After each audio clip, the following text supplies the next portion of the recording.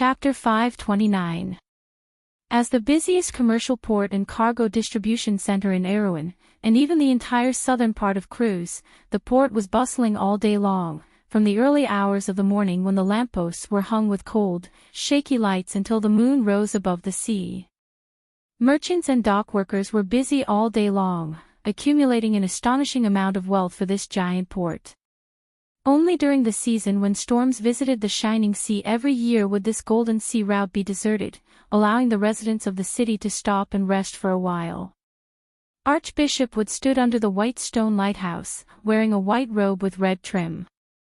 A figure like him was sent here by the Holy Cathedral to serve as the bishop of the Ampere Seal Diocese and the spiritual leader of the Holy Cathedral of Fire in Erewhon. As long as he stayed in this position for 15 years, he would have the qualifications to enter the core power of the Holy Cathedral and become one of the 11 great priests. At that point, even the position of High Priest of the Holy Cathedral of Fire was just a step away. Most people would not be able to imagine what a person of his status would want. Wood's face was thin, and his cheeks were sunken. Even though he was not even 80 years old, he looked like an old man who had been through a lot. Only his sunken eyes were still bright and full of vigor. His majestic aura was enough to make a normal person cower in fear. The archbishop pursed his lips and looked calm, but his heart was not any calmer than the nobles in Aween who had been around for a while. The lion beast men in Toquinin are ready to make a move. They must have the support of the Holy Cathedral of Earth. Wood stood on the hillside and looked at the sailing ships of various sizes coming in and out of the port, leaving long trails in the blue bay. The sailing sails formed a strange sight in the waters of the pier. Every waterway was full of experienced navigators waiting to enter and exit. The wealth contained in the endless stream made the high and mighty man sigh. Erewhon is the front line against the Holy Cathedral of Earth. We cannot allow this civil war to continue for too long. We don't have much time left. Beside him, his good friend, Priest Icon, nodded in agreement. The two of them had been partners for many years. Although neither of them were natives of Erewhon, they knew this ancient kingdom like the back of their hand. However, the lion beast men are getting restless. If they really want to invade, they'll probably have to wait until next year. Especially since they haven't received any rations this autumn, the Earth Holy Hall won't dare to act rashly. Wood glanced at his companion. Do you know how old this white stone lighthouse is, Icon? Priest Icon glanced at the lighthouse beside them. This lighthouse was once the symbol of Ampere Seal. When the late King Eric built the port here, Ampere Seal was far from its current size, and it was not a so-called trading port. This lighthouse once guided the navy of the late King Eric and the navy of the Holy Cathedral of Fire to battle on the nearby sea. The Whitestone Lighthouse had always been seen as a symbol of Erewhon, a symbol of persistence in the darkness. It's a pity that the lighthouse was destroyed in a fire 50 years ago. Its historical value was also destroyed. Although a new lighthouse was rebuilt, it's not the same as the original. Icon understood what his companion meant. He admired the royal faction and Her Royal Highness because they had the same persistence for glory as him. However, history was history, and Wood was obviously reminding him to look at all of this fairly. This kingdom is the same. No matter how old it is, the glory it insisted on has been abandoned by its descendants. What's left is just a shell. In comparison, it was given a new mission, just like this lighthouse, that's its true value. I understand, Lord Archbishop, Icon replied humbly. Wood nodded. The Holy Cathedral had always been fair and would not easily interfere in the internal affairs of its subordinate countries. That was why they could maintain their authority. He and his assistant had been partners for many years, and he admired his insistence on justice and honor. But that was then, and this was now. He would never allow his assistant to interfere in Aween's internal affairs and side with the princess. Thinking of this, the archbishop could not help but look back at the direction of the city. Ampere Seal was one of the largest cities in the south. The harbor was connected to the back and the roofs extended far into the horizon like an ant's nest. The tallest building in the city was undoubtedly the temple of the Holy Cathedral of Fire. The temple was looming in the fog. He could not help but think of what the little girl Magadal had mentioned to him and shook his head. That was impossible. The Holy Cathedral would not side with either side no matter what, and the great priest would not be so hasty. At this time, the bell on the white lighthouse rang again. The sound of the bronze bell caused the nearby ground to tremble and the sand to shake. The sound could be heard for dozens of miles, and even half of the city could hear it clearly. The bell indicated that a ship had entered the harbor. Wood and Icon looked up and saw a sailboat with 3 large sails entering the harbor. "It's a ship coming back from Lubeck." Icon recognized the flag on the ship immediately. At this time of the year, the storm is about to close off the southern sea route. This should be the last ship coming back from Lubeck this month. It's a little late. People who sail the sea all year round are desperate. Wood looked at the ship and could not help but sigh. People are blinded by money. Although wealth is important, it is not as precious as life. Icon shook his head. But this time, the Archbishop did not agree. He only sighed with a famous joke by Hesse I, who was ridiculed as the king of the road in Erewhon's history. Without wealth, how can there be life? The 2 high priests sighed on the lighthouse hill, but the officials of the Port Authority of Ampere Seal were not so idle. To be exact, these small people who were usually busy were almost in a mess. Kinoan O. Paris was the son of a noble family in Ampere Seal that was neither too big nor too small. Relying on his father's connections, he finally became the deputy director of the Port Authority. However, less than half a week after he took office, a piece of news almost made him throw away the pointed helmet on his head and run away in panic. "What did you say?" "Pallian, you bastard, what did I tell you yesterday? If you drink too much or joke with me again, I will definitely drive you out. I don't care who you are." The unlucky young man roared angrily at the communication crystal in his hand. He almost threw the valuable thing away. "Do you think I'm an idiot?" "No, I'm serious." On the other end of the communication crystal was Kinoan's good friend. In Owen's words, they were brothers who grew up together. Even though they were both descendants of nobles, he was not very reliable. He drank too much, played with women while on duty, got into fights, and did almost everything that could be done on the docks, but Kinoan kept him here because their relationship could be described with the word iron. But at this moment, the usually sloppy young man seemed to have suffered a great shock. He said in a mournful tone, "Brother, I swear in the name of Lady Martha that I didn't lie to you. I really saw a demon whale. Of course, if the woman who claimed to be a female pirate didn't lie to me, listen to me, that thing is exactly the same as the tattoo on her left butt. No, I have to say that the things at sea are much scarier now.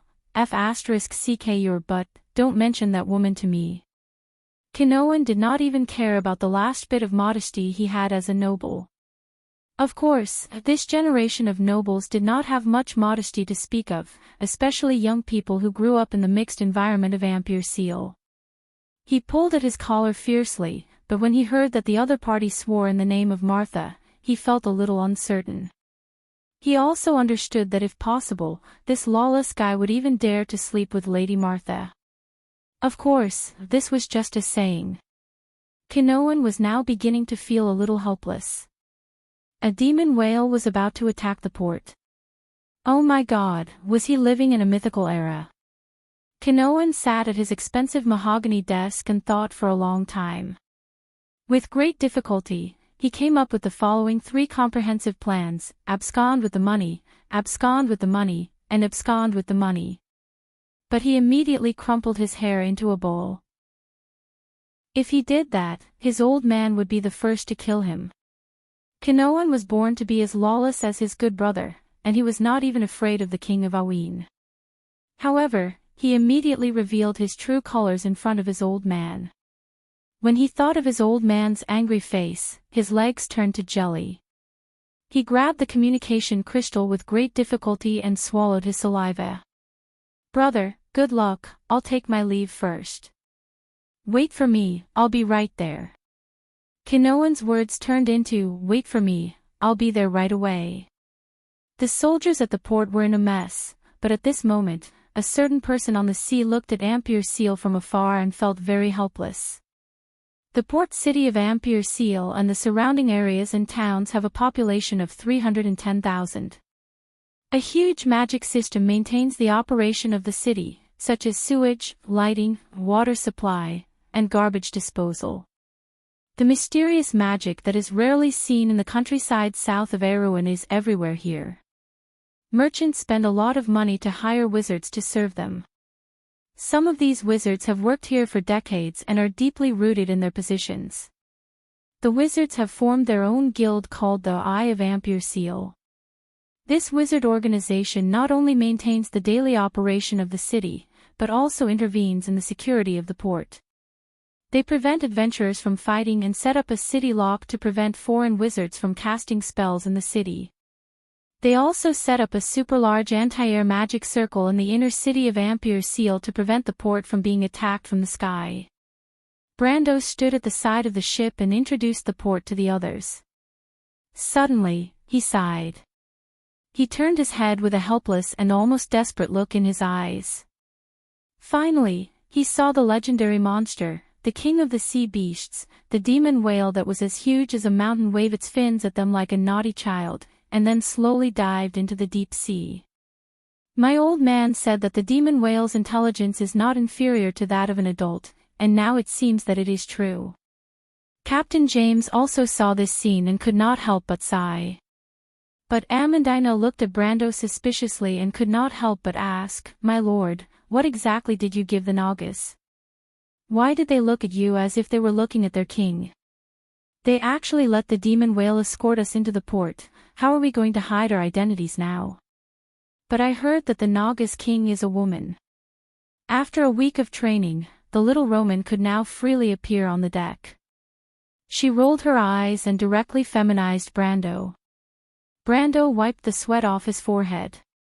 He did not expect the Nagas to be so hospitable, but to let the demon whale escort them into the port, Brando felt that other than the dumb fish Sani, most people would not be able to do something so creative. He coughed and said in disbelief, "Let's see how it goes. Anyway, the people in the port don't know that this big guy is following us. As long as we don't admit it, it'll be fine." With that, he looked at the young captain. James shrugged and replied, "My lord doesn't want to be famous, so I naturally will not overstep my boundaries. My lord, you can rest assured about the people on my ship."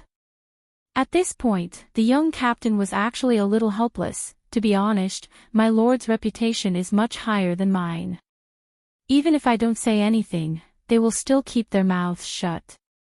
What he was talking about was naturally the 2 bottles of holy water that Brando gave him.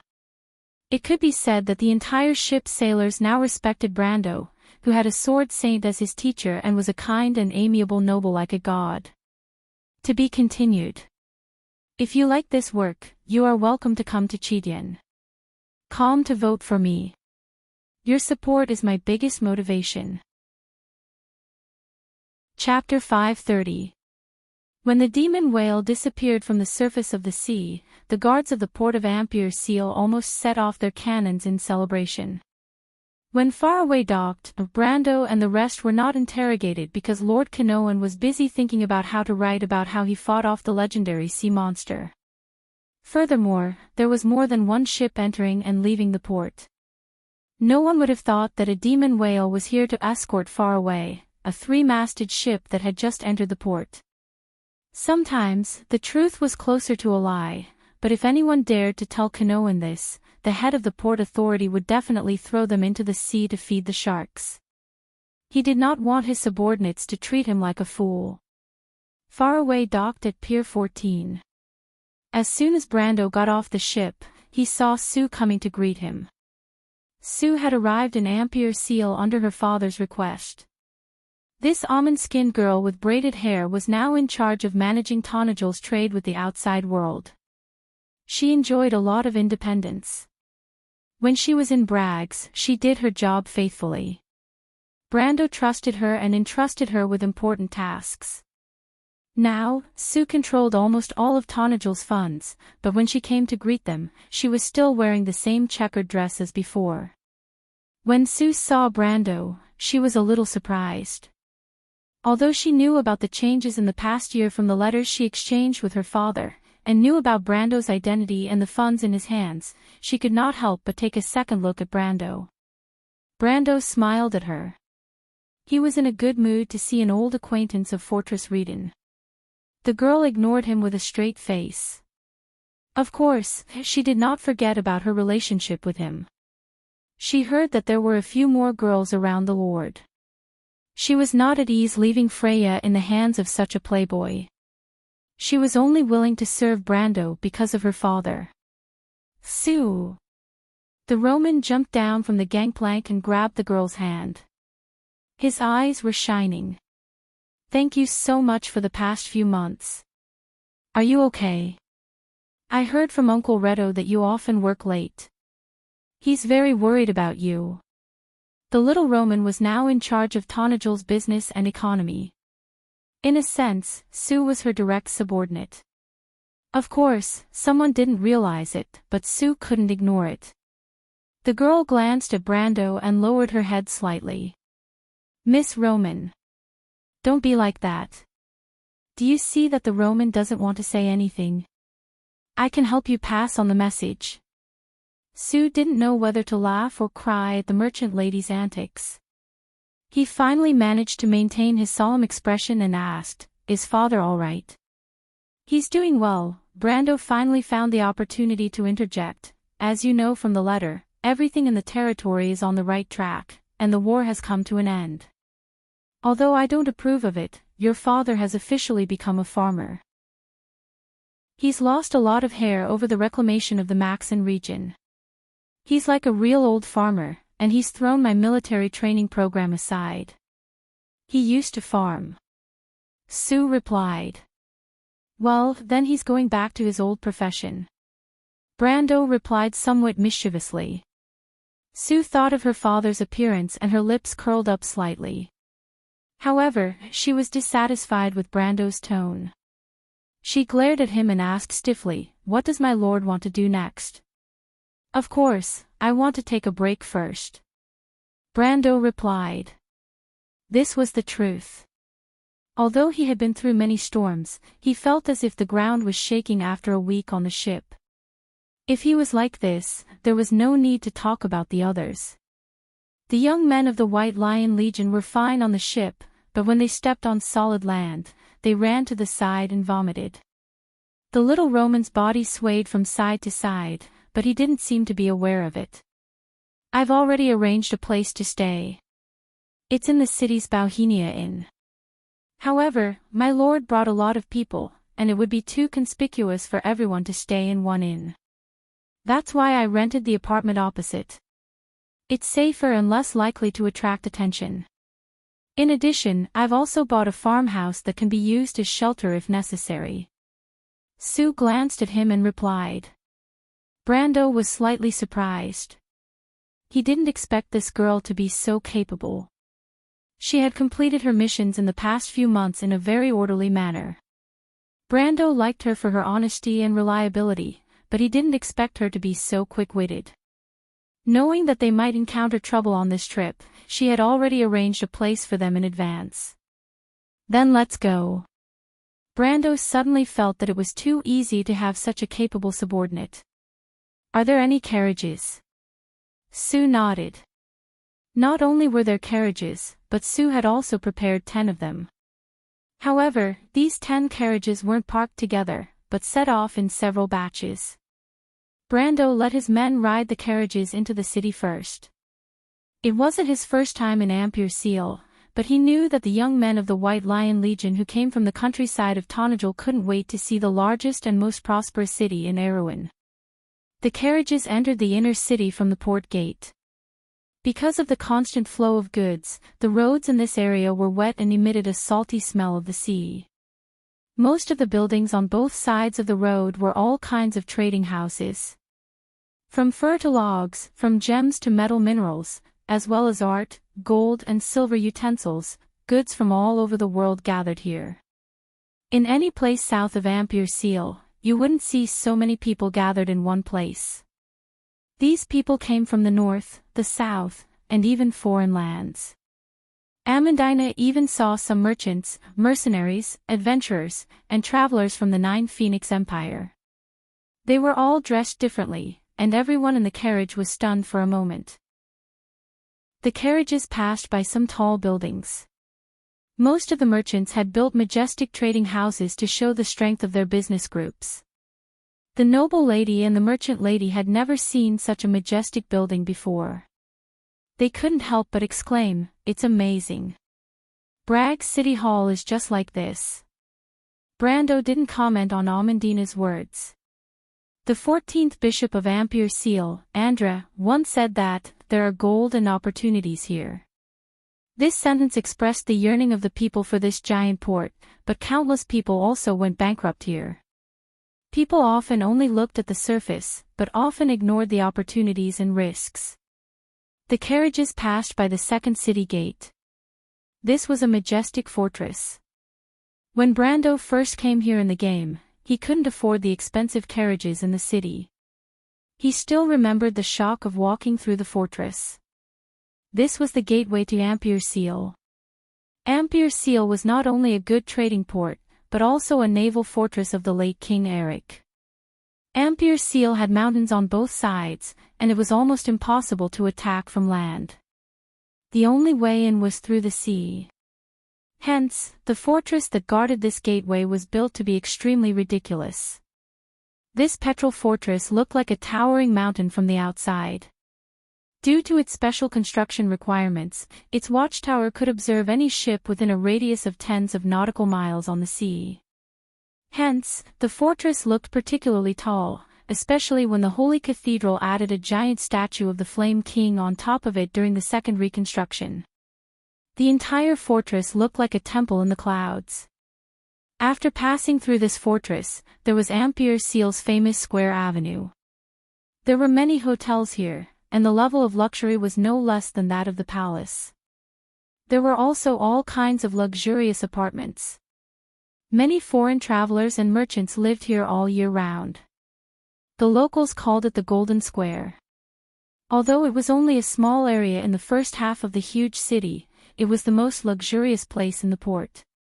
Brando looked at the exquisite statues and gardening on the Square Avenue as he slowly walked away from the carriage. He couldn't help but have the illusion that he was revisiting an old place.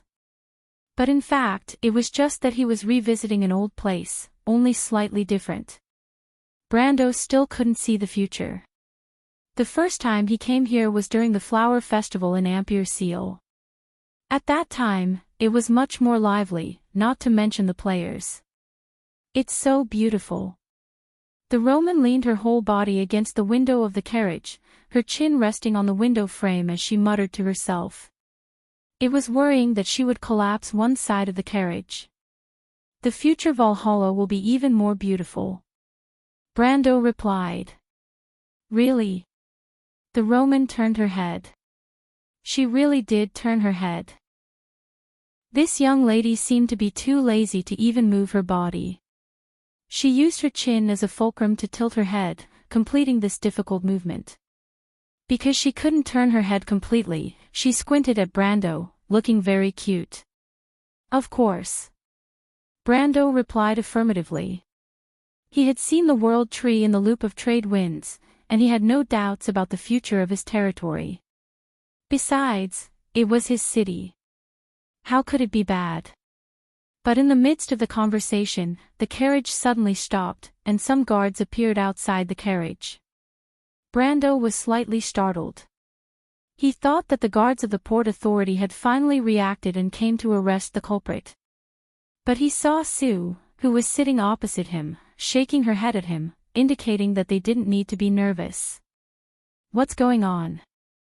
"Nothing." I heard that the Lion Men in the north are about to make a move, and the Holy Cathedral has tightened the security. Ampere Seal is a mixed bag, and this is to prevent spies from sneaking into Erewhon disguised as merchants, Sue said lightly. Brando remembered that there was indeed such a thing. Historically, the Lion Men in Toquinen had been restless since the War of the Black Rose, but the tribes on the Great Plains also had a lot of problems to deal with, so they only invaded Erewhon in the spring of the second year after the Year of the Sword. When the war began, Erewhon had not recovered from the civil war, but soon the Princess Regent, who had just come to power, stabilized the situation. Then the players joined the war, and that war was also the war that established the princess's prestige. But it was still early, and there was still a year to go. Brando was relieved after hearing that, but he remembered something else and couldn't help but ask, how are the negotiations with the nobles? Ordinary people aren't too sure, but it's said that the first negotiation failed, and the next one will be a week later. Sue glanced at Brando. The negotiations between the princess and Duke Aurek have made progress. Her ministers have met with the Duke's envoys 3 times this week, but I haven't heard that they have formed an alliance. Now that the nobles of the north and south have gathered in Ampere Seal, I guess the next meeting will be after the nobles' meeting. Brando nodded. This was more or less what he expected. Everything now was basically in line with the timeline in history, and he still had some time. But when he looked at Sue, he couldn't help but sigh. That little bar made from Fortress Reden had grown up so quickly, becoming a talent who could hold her own. No matter who saw Sue now, they wouldn't associate her with that little girl from before. Thinking of this, he was silent for a while, and suddenly said, "Then if I want to participate in the nobles' meeting, is there any way?" "It's not easy." The girl shook her head gently. To be continued. If you like this work, you are welcome to come to Chidien.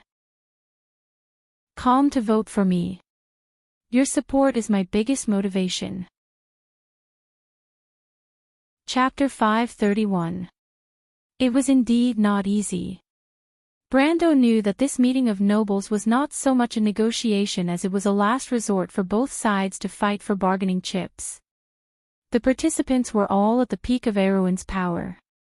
There were 6 dukes, Aurek, Cypher, Covardo, Viro, Karsuk, and Grinoires, 2 marquises, the Lord of the Sword Citadel, Marquis Balta, and the king's cousin, Marquis Joachim.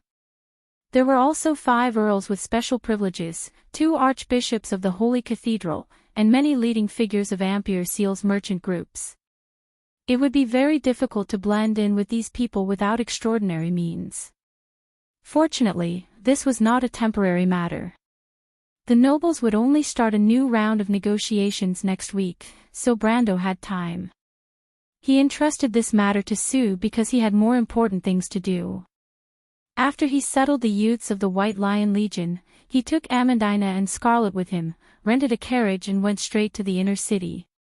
The destination of the carriage was the Anderla Cathedral in the inner city. The cathedral was built in the year 227 of the First Era, more than 100 years ago. It was built by the merchants of the city and completed by the master architect, Rognin. It was the most famous artistic treasure of Ampere Seal. The main hall was oval-shaped, with countless pillars extending out from the side walls. The sharp arched door at the front symbolized the majesty and supremacy of the divine authority. The pilgrims walked slowly up the 120 steps, and in front of them was a huge fountain square. It was majestic and natural. Carriages were not allowed to pass through the square in front of the Holy Cathedral. When Amandina and Scarlet stepped out of the carriage and saw the majestic Holy Cathedral, they couldn't help but be speechless. Anyone who came from the south and was called a country bumpkin by the locals of Ampere Seal would be stunned when they saw the Holy Cathedral. This was the only place where Erewhon could become a Templar Knight. Erewhon's Holy Cathedral of Fire had 2 ranks of knight. The Paladin Knight was a title given to those who had crossed the elemental barrier, and the Templar Knight was a real profession. In the beginning, the Templar Knight was a soldier monk of the Holy Cathedral, but it was later open to the nobles. Players who wanted to advance to this profession had to meet 2 conditions. One was to have a clean background, and the second was to be full of reverence for the Flame King's spiritual symbol, the golden fire. The latter was simple, as long as their religious knowledge, crews, reached level 10. The former was more troublesome, and players needed to get a letter of recommendation from the nobles. The letter in Brando's hand was sent in the name of Erwin's academic master, Tolman. After the calamity of wolves, it was easy for Brando to ask for a recommendation letter. Besides, he already had the intention of becoming a Templar Knight, so he naturally would not let go of this opportunity. This was the second letter of recommendation that Tolman wrote to him. The old man joked that Brendel was a cunning little fox and nothing good would come out of it. He was obviously reminding Brendel that he had not forgotten about the small matter that Brendel had tricked him. Brando could only laugh at this. At that time, he had no choice, and in all seriousness, he did not lie. However, Brando did not want to start the Slate War prematurely and disrupt history, so it was not convenient for him to talk about this matter in detail. Brando handed the recommendation letter to the guard of the Holy Cathedral. Those who were able to become a Knight of Honor at the main entrance of the Anderla Cathedral were not simple people. Most of these people were born nobles, and had a certain amount of background. Therefore, the guard immediately recognized that the silver letter in Brando's hand had an extraordinary origin. He did not dare to be negligent, and after asking about Brando's intentions, he immediately led Brando to the back of the cathedral, where the priests rested. If it was an ordinary person, the guard naturally would not have done so. However, Brando was accompanied by the red-haired girl with a ponytail, Scarlet, and the noble girl in a black dress. The former's aura of a high-ranked warrior could not be faked, while the latter's aura was that of a high-ranked advisor. Moreover, Brando's current appearance was not bad, and coupled with the aura of a gold-ranked ranker, it naturally gave people the illusion that he was a person of high status. This was the reason why Brando only brought Scarlet and Amandina. At first glance, the guard mistook Brando for a descendant of a noble, and was already somewhat convinced in his heart. Coupled with the dazzling personal symbol on the silver letter, he did not dare to doubt it. The Anderla Cathedral was divided into two parts, the front and back. Most people who entered the cathedral to worship would at most stop at the front of the cathedral. However, Brando was actually very familiar with the latter part of the cathedral. For example, the place he was currently in was actually the training area of the Knights of the Cathedral. It was divided into the dormitory area, 3 halls for training, and a meditation room. He was currently in the meditation room used for class advancement. The steps for a Templar Knight's class advancement were actually very simple. They only needed an experienced priest to use holy water to salute them. However, the special thing was that a Templar Knight could receive several levels of blessings at the beginning of their class advancement. Generally speaking, the higher the rank of the priest, the higher the level of blessings received. The levels of blessings were actually free levels, and to the natives, it was equivalent to having different levels of power after class advancement. This was a great temptation for ordinary people, so many nobles spent a lot of money to bribe the cathedral, hoping that their children would be saluted by a priest of higher status. Of course, the ones who saluted were usually the lower-ranked priests. The 2 priests of the Ampere Seal diocese were of high status, and although they knew that their subordinates were bribed, they would not participate in the corruption. The guard found an elderly priest for Brando. When Brando saw the red border on the priest's white robe, his eyelids could not help but twitch. This old man was also a high-ranking priest, and his status was second only to the regional priests like Amon and Wood. However, he was still a respectable existence. Tolman's reputation was really big, even the cathedral had to do him a favor. He saw the guard whisper a few words in the elder priest's ear, and he guessed that the guard was probably explaining his identity and origin. The elder priest's eyes showed a look of uncertainty. Brando was very clear about the steps involved, and hurriedly handed in his letter of introduction. After the elder priest checked the letter, there was only caution in his eyes. In fact, Tolman's reputation was too prominent, and very few people knew that he had once held Fleetwood's current position. Although Tolman, who lived in Braggs, rarely appeared in the noble circle of Erewhon after leaving the position of the head of the Royal Library and handing over the position of the chief court mage, his name was definitely well known in this circle. Although Tolman was born in Erewhon, he was actually a Bugha, and everyone knew this. Back then, the four sages had all received the grace of the Bugha people. The Bugha wizards could now have a transcendent status, not only because they were the Silver Folk, but also because they never intervened in the disputes of the four holy cathedrals. The four holy cathedrals were in awe of this neutral organization. May I ask what relationship you have with Master Tolman? After all, the elder priest was more mature.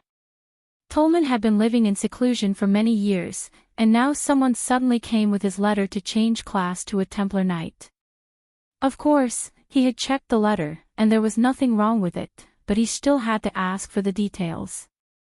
I have nothing to do with the master, but the master had a little relationship with my family in the early years. He tried his best to be vague with his words. After all, he knew that no one would go to Tolman to verify his words. Even if there was, Tolman would probably help him lie. The elder priest nodded.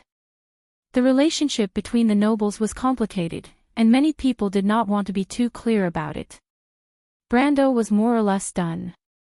As long as the letter was not fake, it was enough. After all, this young man only wanted to change class to a Templar Knight, and not join the Holy Cathedral. He put away the letter and replied, "Originally, it was Master Tolman's request that the Lord Officiant personally salute you, but you came at a bad time. The Lord Officiant just happened to be out. Why don't you come back after a while?"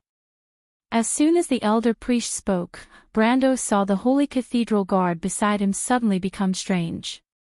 Marcia above, there were countless people in Ampere Seal who were willing to pay any price to have the Archbishop perform the ritual for their children, but everyone knew that it was impossible. It was not just a matter of obtaining power, but a special honor. The Archbishop had only performed the ritual for one person in the past 10 years, and that was at the request of King Oberg VII. It was to improve the relationship between the Holy Cathedral and Owain, and that person was now the commander of the White Lion Legion, a territory of his own. Thinking of this, the Holy Cathedral guard could not help but stare at Brando a little dumbfounded, as if he wanted to see what was different about this young man. However, Brando secretly felt that things were not going well. He only came here to change class to a Templar Knight, and not to do anything else. In his opinion, the less trouble there was, the better. Anyway, he did not care about the few free levels. It would be best if he could just find a third-rate archbishop to bow to him. Brando was now a little regretful that he asked Tolman to write the letter of introduction. If he really did get Wood to bow to him, he would probably be on the front page of the Noble Circle in Ampere Seal by tomorrow morning, and soon people would find out who he was. Brando did not believe that there were any secrets in this world that could really be kept.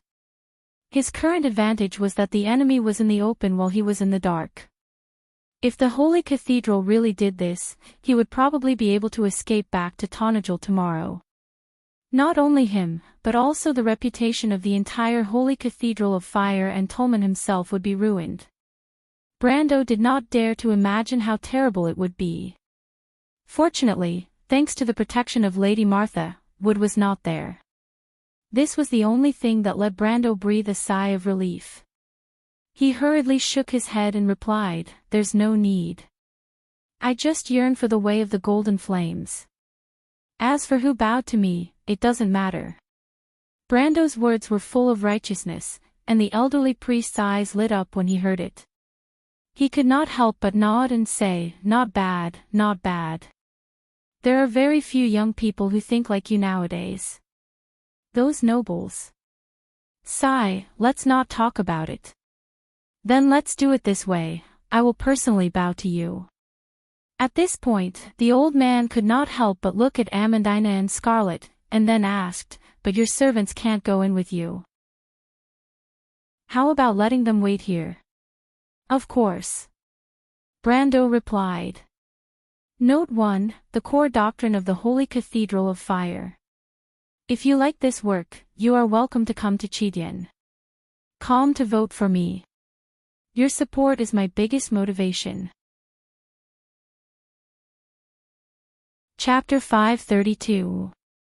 There was a row of golden red pillars in the corridor, and the spiral pattern on the pillars was like a flame. The nun princess walked between the pillars in a hurry, and had to lift the hem of her white nun's robe.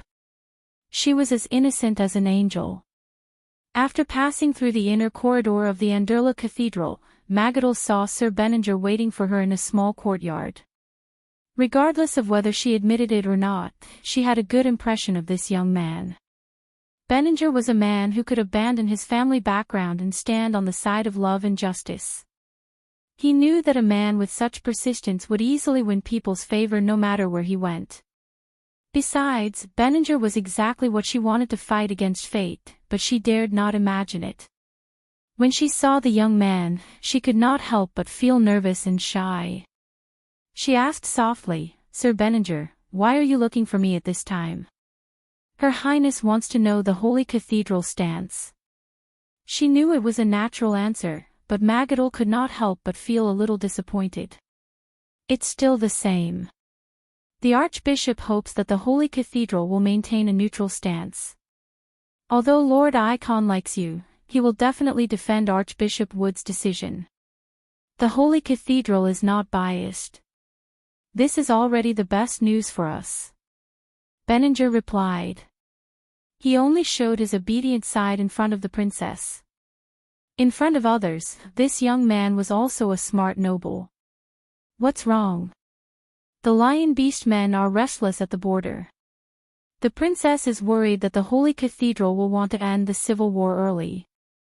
The nun princess frowned her beautiful eyebrows and replied softly, "No, Archbishop Wood would never support such a method.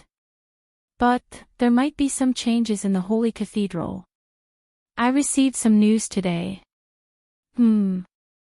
Archbishop Wood's term is almost up, and the Holy Cathedral has sent a successor. Together with the successor is a special envoy of the Holy Cathedral. I have a bad feeling about this, Sir Benninger. What is the name of the successor? Benninger's face was unreadable. I don't know, Sir Benninger. This is the Holy Cathedral's top secret. I shouldn't be discussing this with you. Magadal looked at the young man worriedly and said softly, "You and Griffin are both outstanding people, but this world is too unfair. I'm sorry, even I can't help you." Magadal's face was flushed red as she jogged over. Even Benninger could not help but take a second look at her. The young man smiled and shook his head. "It's nothing. Thank you very much, Princess Magadal. By the way, you seem to be in a hurry to come here. Did something happen over there?" The young man was referring to the inner sanctum. That was a place where only the inner sanctum of the holy sanctum could enter. Although he was of noble birth and was now the special envoy of the princess, he was still not allowed to enter. Magadal blushed upon hearing his question and nodded. "There are nobles who are here to become Knights of the Templar. As the priestess of the Templar, I am supposed to be a spectator." "Oh." Benninger raised his eyebrows.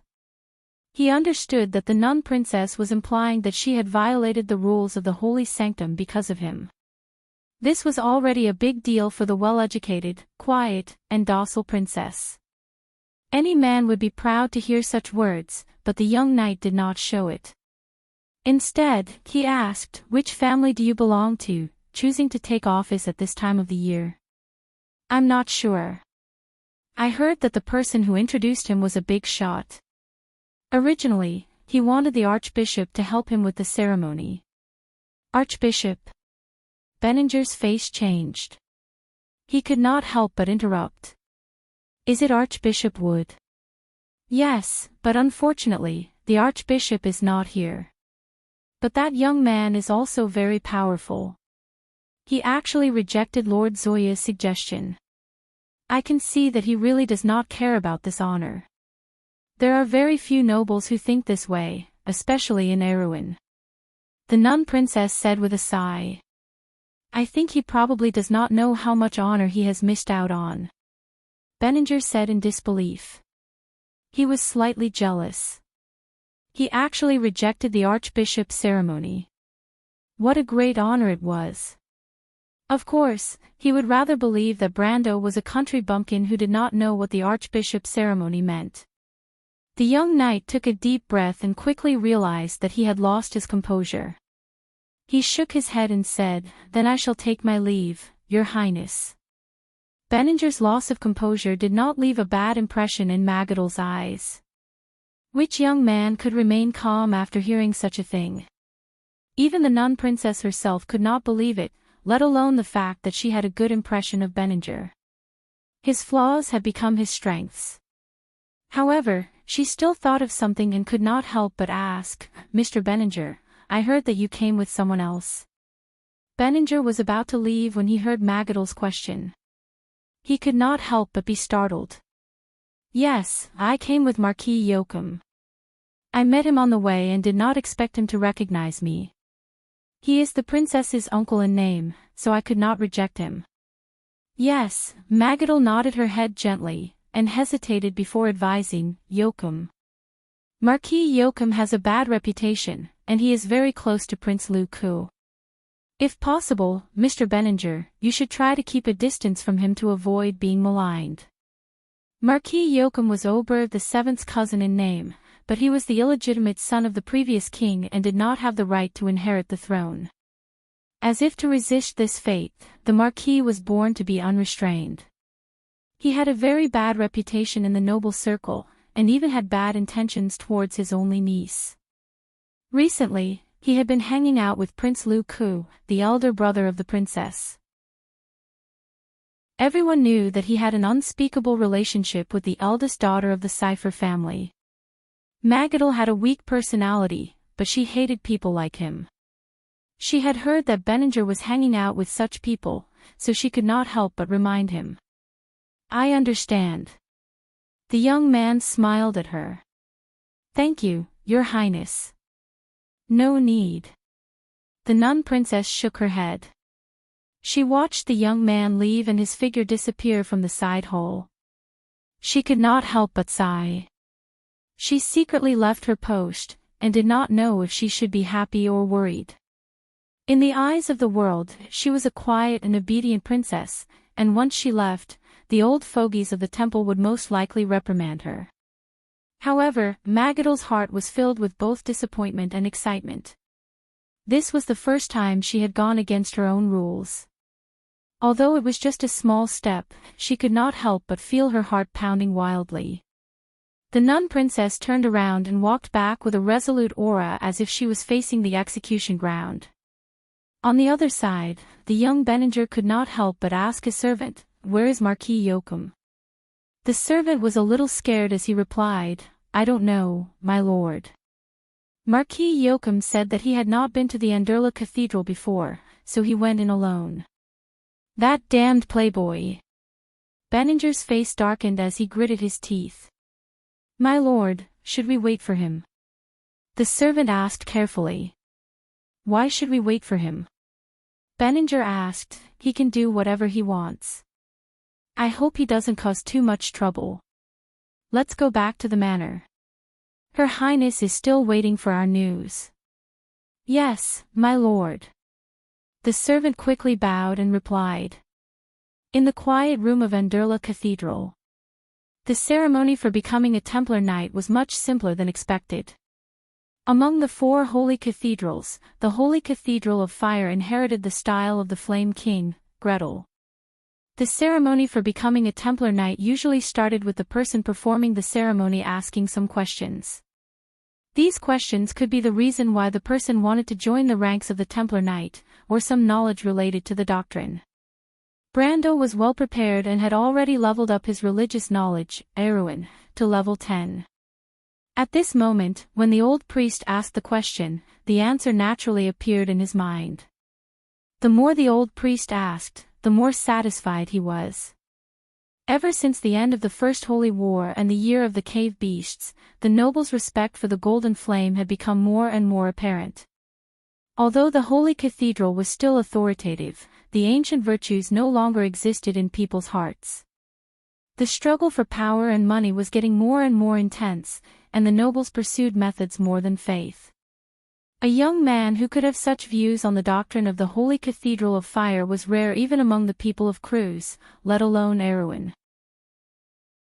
He could not help but nod and said to Brando, "If it wasn't for your reluctance, I would really like you to join the Holy Cathedral. I think you will definitely become a true holy knight. You are clear-headed and clean. I have traveled to many places, and you are the most outstanding young man I have ever seen." Brando could not help but blush a little. He did not expect the old priest to think so highly of him. The title of Holy Knight in the Holy Cathedral of Fire was even higher than the Knight of the Temple, and its status was almost the same as the position of the regional archbishop. Brando knew that as long as he nodded, it was likely that the old priest would recommend him to that step. A holy knight enjoyed unimaginable power and status in Erewhon. For example, Archbishop Wood's status could be said to be superior and equal to that of the king. Brando would be lying if he said that he was not moved for a moment, but that was not his intention. If he joined the Holy Cathedral of Fire, he would have to accept the arrangements of the headquarters and would not be able to interfere in Erewhon's affairs.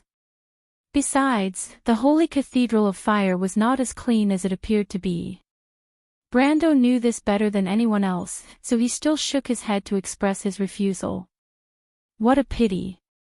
The old priest sighed, but he was just excited to see an outstanding young man. He picked up the pebble dipped in holy water and placed it on Brando. He pressed one hand on the doctrine of the Holy Cathedral of Fire and was ready to swear the oath of office for Brando. But at this moment, a person suddenly walked out of the inner hall and stopped the old priest. Wait.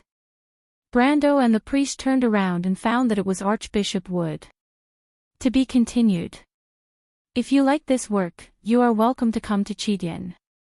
Come to vote for me. Your support is my biggest motivation. Chapter 533. Hold on. Archbishop Wood's sudden appearance startled the elderly priest.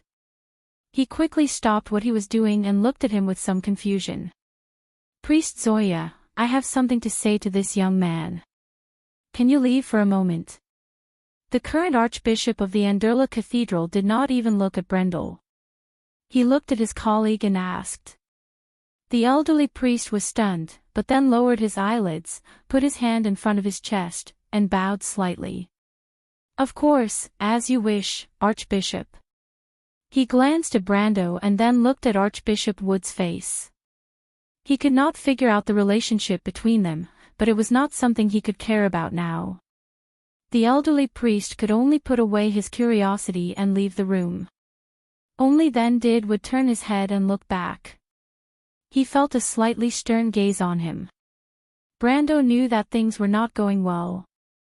The Archbishop of Anderla Cathedral spoke so harshly that it did not seem like he was here to invite him for afternoon tea.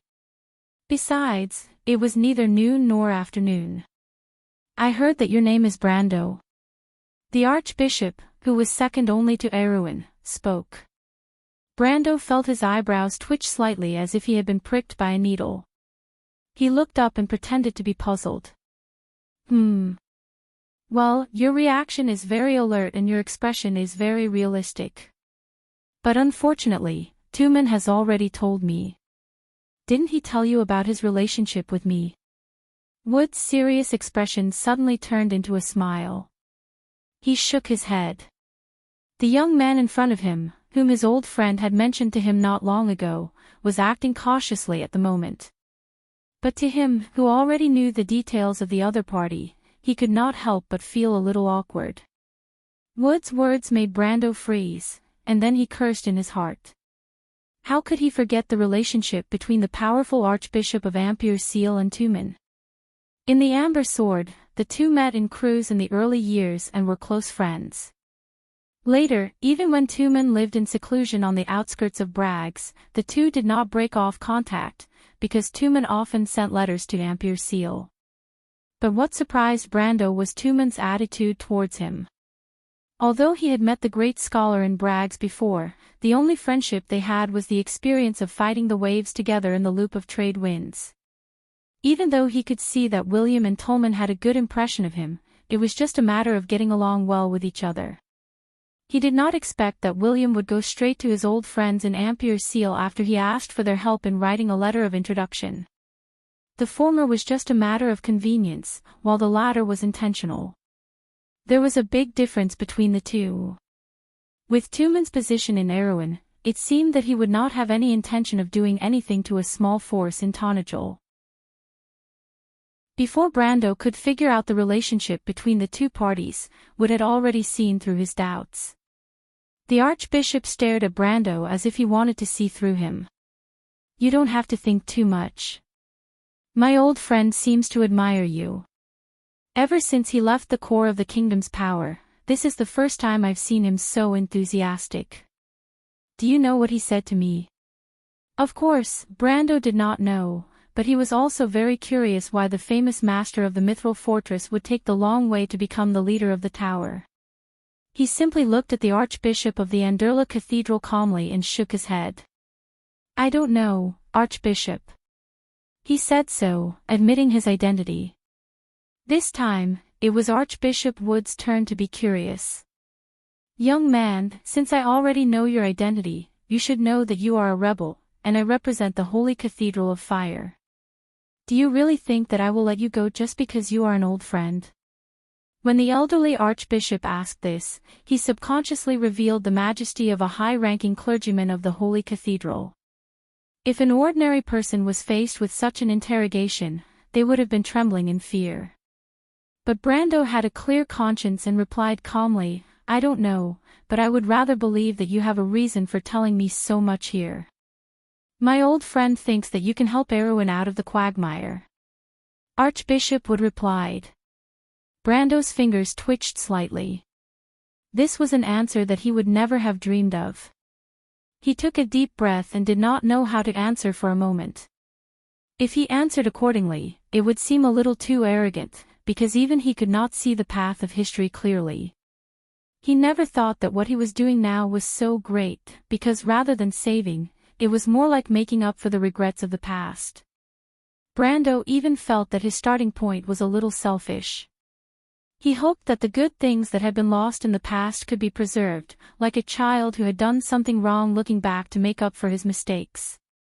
Although it was not his fault, Brando always felt a sense of guilt. He knew too much, but could do too little. The only answer he could give himself was to do his best. Even for this trip to Ampere Seal, Her Royal Highness, who had worked so hard for Erewhon in another period of history, was on the other side of the fog, but whether he could pass through it was still unknown. Brando took every step carefully, and only he knew how careful he was. But until today, someone had said to him with certainty, "I think you can help Erewhon out of the quagmire." And this person was not an ordinary person who spoke without thinking, but a wise old man. He was the master of the Mithril Fortress, Erewhon's great scholar, the Silver Folk, and one of the many craftsmen wizards who stood at the top of the clouds. Brando felt that the old man was not so bored as to joke with him, and the joke was so coincidental. Brando suddenly felt a little dry in his mouth, but after all, Tuman was not a prophet. This old man might have seen some signs with his wise eyes, but Brando felt that it was better to be humble. But if he blindly denied it, it would seem that he did not have enough confidence. He looked at the Archbishop of Anderla and finally nodded.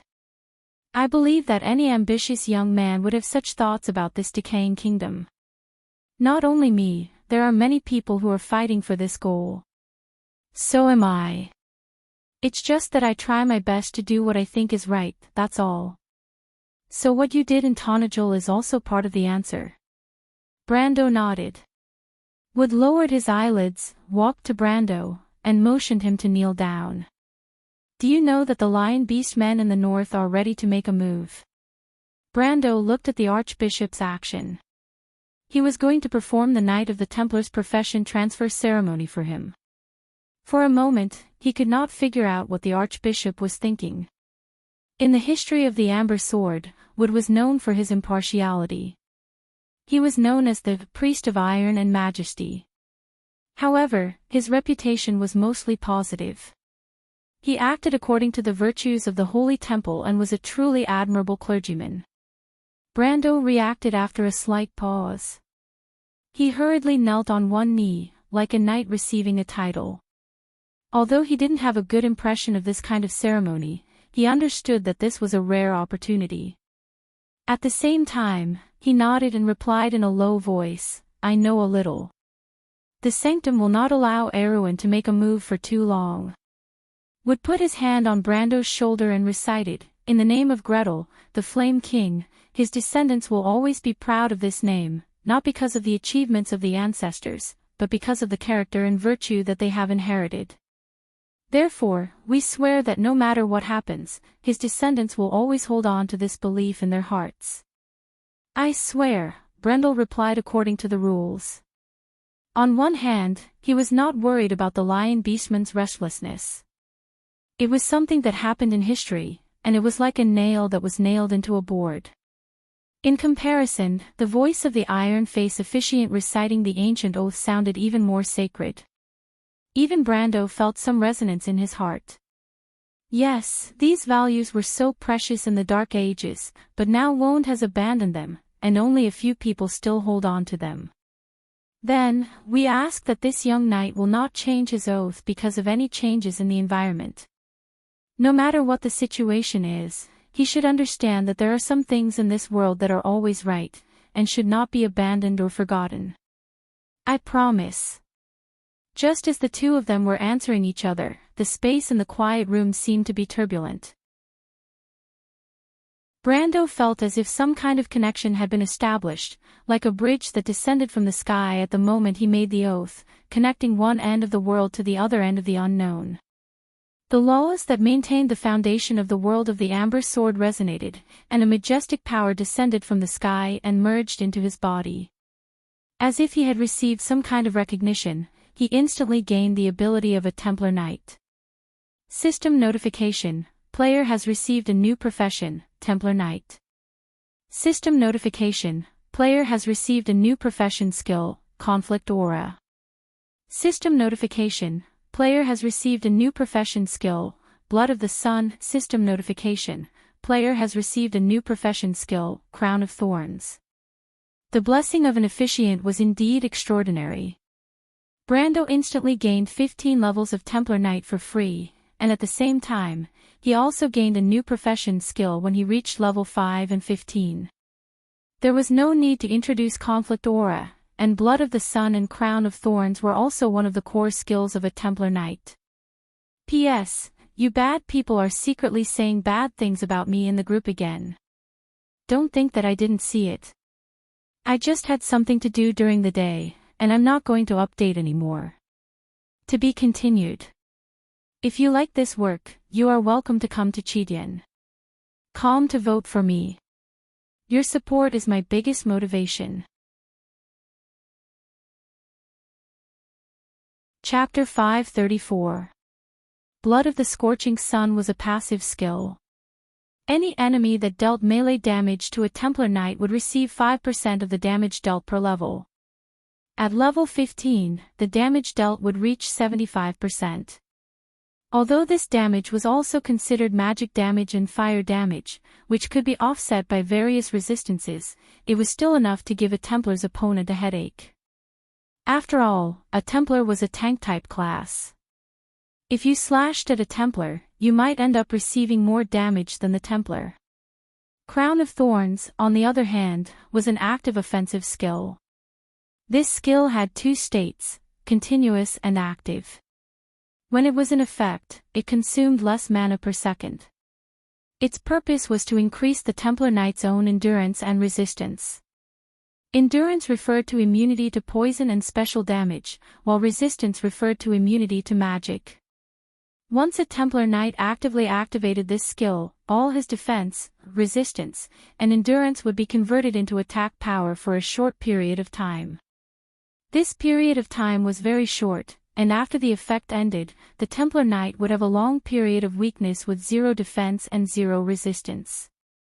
However, during the duration of this skill, the Templar Knight's combat power would be increased by 200%. Players jokingly called it Mad Dog Mode. This skill was the core of the Templar Knight's explosive power. In fact, Brando had never liked this kind of skill, but it was definitely an unexpected surprise to be able to draw 2 core skills from the vast number of skills available in each profession. This was also one of the powers of a high-ranking cleric presiding over the ceremony. Brando could not help but glance at Archbishop Wood. The Archbishop, who stood at the peak of power in the Anderla Cathedral, did not have much of an expression on his face. In fact, the whole ceremony only lasted for a moment. Then the old man nodded to him and said, "You may rise." The restless law in the quiet room seemed to have quieted down in an instant. The previous feeling of divine power filling the room was now gone. It was as if everything before was just an illusion. The lion beast men of Toquinen in the north are ready to make a move. The Holy Cathedral will not allow Erewhon to cause trouble for too long. My term is coming to an end, and the Holy Cathedral may send a new high priest to replace me. Wood waited for Brando to stand up and continued the previous topic. He didn't seem to care about hosting the class change ceremony for Brando, and the focus of the conversation was repeatedly on this matter. When Brando heard this, he suddenly took it seriously.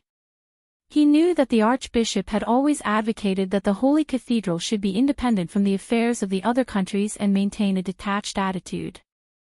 This was also the case when it came to the internal strife in Aween. Did the Archbishop suddenly mention this to him to say that his successor might not be on the same page as him? Thinking of this, he could not help but look suspiciously at this powerful figure. Archbishop Wood was non-committal. "I heard that you support Erewhon's princess?" the old man asked. Brando did not avoid this and only nodded. "The princess is weak now. If she wants to rule Aween, I'm afraid this kingdom will fall into a long period of turmoil. Unless she can persuade Duke Arek, then the originally wavering Vero and Radner will lean towards the royal faction." The old man's eyes fell on Brando. "But do you think this can really help this ancient kingdom?" Brando shook his head. This was exactly what he wanted to stop. He could clearly see how things would develop in the future. Once the princess reached an agreement with Arek, she would have no choice but to compromise with the conservative nobles. The royal faction around her was unreliable, just like the pillars in this crumbling house had already rotted from the inside. No matter how they replaced the pillars, it would not be of any help. Perhaps it could save the situation for a while, but in the long run, it would be of no help. Brando was not a prophet, but he had seen all this play out with his own eyes. It was like the rise and fall of a stage play, but he was in it. The Archbishop of Anderla Cathedral looked at him again. "So, you understand." Brando suddenly realized that this was what the Archbishop wanted to say. The Holy Cathedral would not let the civil strife in Erewhon drag on for too long, and once the princess could not gain the upper hand in a short time, the Holy Cathedral was likely to intervene. Although Wood himself did not advocate this, there was no guarantee that his successor would do the same. Thinking of this, he could not help but look up at the old man. "Tolman is my old friend, and Erewhon is also his homeland. He does not want to see his homeland fall, so I naturally have to help him. Besides, this does not contradict my views. Young man, my old friend has bet part of his chips on you, so I don't mind staying in Ampere Seal for a while longer. But time is limited, and the Holy Cathedral is not something I can control. At most, I will try to buy some time." He looked at Brando and said, "There is not much time left for you. From today, I can see that you are a smart person. I believe you can understand what I mean." Brando took a deep breath and finally understood the relationship between the two. However, he did not expect Tolman to have the Holy Cathedral of Ampere Seal on his side. Although the time was short, it was a great advantage for his actions. This surprise really fell from the sky, and it was even bigger than when he got the Paradise of Adversity card set. He nodded to Archbishop Wood and said, "I understand." "It's good that you understand. To the outside world, just use your original excuse. You should know that if the reputation of the Holy Cathedral is tarnished, the revenge that will follow is not something your territory can bear. Even Erwin is the same," the Archbishop said expressionlessly. Brando was of course aware of this. He did not want to alarm this important person, but he did not expect Tolman to have arranged everything early. Brando remembered that he did not talk much with William and the great scholar in the loop of trade winds. However, the great scholar was indeed the former leader of the Silver Alliance. He guessed his intentions with just a little clue. But Brando was more curious about what the great scholar thought of him. If the great scholar really thought that he could save Erwin, then he only needed to stand on his side. With the great scholar's influence, the princess's side could at least obtain the same power as the many nobles in the north. However, the great scholar chose to help from the side. What was he trying to do? Was it because he said that the silver folk were not willing to intervene in the affairs of the mortals? Brando felt that this might not be the case. Otherwise, the future wizards would not be fighting over the ancient slate. In the end, Brando stayed for about half an hour in the quiet room of the Anderla Cathedral for the Templar Knight's profession change. This was because the process of a Templar Knight's profession change took about this long. In addition to the ceremony itself, the priest who presided over the ceremony would also ask the knight some questions after the profession change. But would skip this step and only talk to Brendel about the situation in Awen. Brendel was not too worried about the Lion Beast men and their successors, especially when Wood reminded him of the speculations about the Lion Beast men and their successors. Because he knew what would happen in the future. In history, the change of the Diocese of Ampier's seal would at least have to wait until next year. The Lion Beast men of Toquinen would not dare to easily invade the territory in the short term unless there was a change in history. However, in fact, his impact on the whole history was not as big as he thought. At least, Brando did not think that what he had done before could affect Erwin or even some of the decisions of the Holy Cathedral. This was a little too ridiculous. After half an hour, Brando bid farewell to the Archbishop of Ampier's seal and left. In fact, he did not mind staying here for a while, but staying here for too long would arouse suspicion. Besides, although the idea of becoming a Templar Knight had come to him when he was in the suburbs of Fortress Reden, it was after all just an interlude in his many plans. Next, Brando was preparing to go to the largest auction house in Ampere Seal. He still had a painting of Princess Anya that he had not sold yet. This art piece was priceless in the eyes of those who knew its value, but for someone like Brando who had no artistic talent, it was just equivalent to the funds needed for the future development of his territory. If he told others about this idea, he would probably be called the most vulgar noble in Erwin the next day, even worse than the nouveau riche. Fortunately, Brando never thought of himself as a noble. The so-called noble identity was nothing more than an excuse for him to hide his actions. But what troubled Brando was that the auction house in Ampere Seal was just like other noble gatherings. Without a certain status, it was impossible to participate in that circle. He knew that the owner of the auction house was a member of the Chamber of Commerce in Ampere Seal, a middle-aged man called Donner. He had a title and name, but this gentleman was very rich, and it was not easy to meet him. Besides, the other party had his own way of collecting auction items, and it was not easy for Brando to participate in it. He did not know much about the affairs of the noble circle, and was about to ask Amandina who was waiting outside. In their group, probably only this noble lady knew more about the nobles in Erwin. But before he could walk out into the courtyard, he heard a woman's angry voice. "Sir, please show some respect, this is the Holy Cathedral of Fire." Brando was stunned, and subconsciously thought that the two ladies who came with him were in trouble. But after listening carefully, he realized that he did not recognize this woman's voice. He could not help but be slightly stunned. Who was outside? Where did Amandina and Scarlet go? To be continued. If you like this work, you are welcome to come to Chidian. Calm to vote for me. Your support is my biggest motivation. Chapter 535. Sir, please show some respect. This is the Holy Cathedral of Fire. Princess Magadal pulled her hand back and frowned at the middle-aged man. This middle-aged man's face was pale, and his loose eye bags were faintly purplish-black. He looked like he had drunk too much. He was wearing exquisite knitted clothes, and it was obvious that he was of noble birth. However, his footsteps were light, and his eyes were blurred. Even his collar buttons were not properly buttoned, revealing his pale, bony collarbone and ribs. The first impression he gave was that he was one of those unrestrained debauches. When Brando walked out of the room, he saw this scene. In fact, he knew what was going on. Marquis Joachim, the cousin of Oberth VII, and the illegitimate son of the previous king.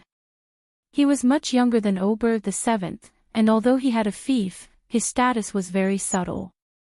Therefore, he indulged in sensual pleasures and indulged in debauchery. It was said that he was a womanizer, and had affairs with many of the ladies in the upper circle of nobles. However, he was close to Prince Lu Ku and the princess's brother, the current king's eldest son, and had the support of the current mistress of House Cipher. Normal nobles could not do anything to him. Even though he did not know why the Marquis was here, he could guess what was going on as long as he was here. At this time, Marquis Joachim noticed him first, and turned his head like a poisonous snake. I think this gentleman must be the owner of the two beautiful ladies. I wonder if you are willing to transfer them to me, filthy words. Magadal was very well-mannered, and even in such a situation, she was able to control herself. However, her chest was heaving up and down, and it was obvious that she was very angry. She could not help but interrupt, "This is the Holy Cathedral, and the ancestors are watching us from the dome of the cathedral. Please mind your words and actions, sir." The nun princess tightly clenched her fists, secretly wondering how such a suspicious person managed to sneak into the sacred palace. "Princess Magadal, don't worry about others. Do you know who I am?" Marquis Joachim replied with a smile, "I am the uncle of the future king of this kingdom. I think you should have heard of my name. I've admired your name for a long time. Now that I've seen you, your reputation is indeed well-deserved. TSK, TSK, TSK. I must obtain a famous flower like you at all costs." Magadal gritted her teeth. She had been educated by the Holy Cathedral since she was a child. She had always been quiet and gentle, and all the people she had interacted with were polite and knowledgeable people. She had never met such a shameless person. She was so angry that her whole body trembled, but she didn't know how to fight back. At this time, Brando finally interrupted. "Forgive me for not understanding, sir. But I would like to ask, where are my two maids now?" He looked around, but did not see Amandina and Scarlet. Thinking of the Marquis' reputation, he suddenly had a bad premonition. "Oh, they dared to speak rudely to me, so I ordered one of my men to teach them a lesson. But you can rest assured that I will not harm the lives of the beauties. It's just that the red-haired beauty did not know what's good for her, so Kagbo accidentally injured her. Actually, it's not a big deal. Since you're going to hand them over to me soon, isn't it natural for a noble to teach his maids a lesson?" Marquis Joachim said casually, as if the one who ordered the attack was not him, but Brando. "Sir, you don't have to worry too much. Your female companions are injured, but I've already ordered them to be treated." "Ah!" Magadal screamed before she could finish her sentence. She saw a silver light fly past Marquis Joachim's face. It was a silver dagger. Marquis Joachim did not expect Brando to be so fast. Even the guards behind him did not react in time, and there was a bloody cut on his face. The middle-aged man screamed and sucked in a breath of cold air at the same time. For a moment, he even forgot to throw a tantrum. Instead, he covered his bloody face and screamed at the top of his lungs, "How dare you attack a noble? How dare you violate the laws of the Holy Cathedral?" The nun Princess Magadal was stunned. In the core terms of the Holy Cathedral of Fire, the ancient nobles were protected. Although they would be punished for their mistakes, if anyone dared to harm them secretly, it would be a heinous crime. As a result, most of the fights between nobles had to come up with all sorts of dignified excuses. Of course, there was no lack of people using poison and assassination in the dark. However, these were generally shady activities, and no one had ever dared to do so openly in the Holy Cathedral. Magadal was afraid that Brando would do something reckless in a moment of anger, but she did not expect that she was still a step too late. For a moment, she could not help but stare at Brando, but only saw the coldness in the young man's eyes. Brando had never been a good-tempered person. No one had ever dared to talk about hurting his subordinates in front of him so casually. Not to mention, as a man who dared to hurt a girl. As a male chauvinist, Brando absolutely could not accept Marquis Yoakum's way of doing things. In his eyes, this guy belonged to the category of existence that needed to be taught a lesson. "You really know how to accuse me, my lord." Brando replied coldly, "Did I attack you?" "You clearly." Marquis Yoakum suddenly turned his head. The dagger that Brando threw earlier was embedded in the pillar behind the courtyard, almost to the hilt, and a white glove was nailed to the dagger. Marquis Yoakum was a little stunned. He only just noticed that Brando had taken off a glove at some point. From the moment he took off the glove to throwing the dagger, no one saw the entire action clearly. What kind of strength was this? He looked up at Brando. "You want to duel with me? Do you know who I am?" "Who are you?" Brando had already decided to teach him a lesson, but on the surface, he pretended to be stunned. "I'm the cousin of the former king. The uncle of the current king. You damned country bumpkin." Marquis Yoakum roared angrily. His status was special, and the old king had spoiled him greatly when he was still alive. Since he had no interest in the throne, Oberth VII had also let his cousin do whatever he wanted. As a result, he had a lot of privileges, and in the noble circle of Awin, other than a few high-ranking dukes, no one dared to provoke him. Of course, Marquis Yoakum was not stupid enough to find trouble with those powerful Grand Dukes. Therefore, in his decades of debauchery, he had almost never encountered any setbacks.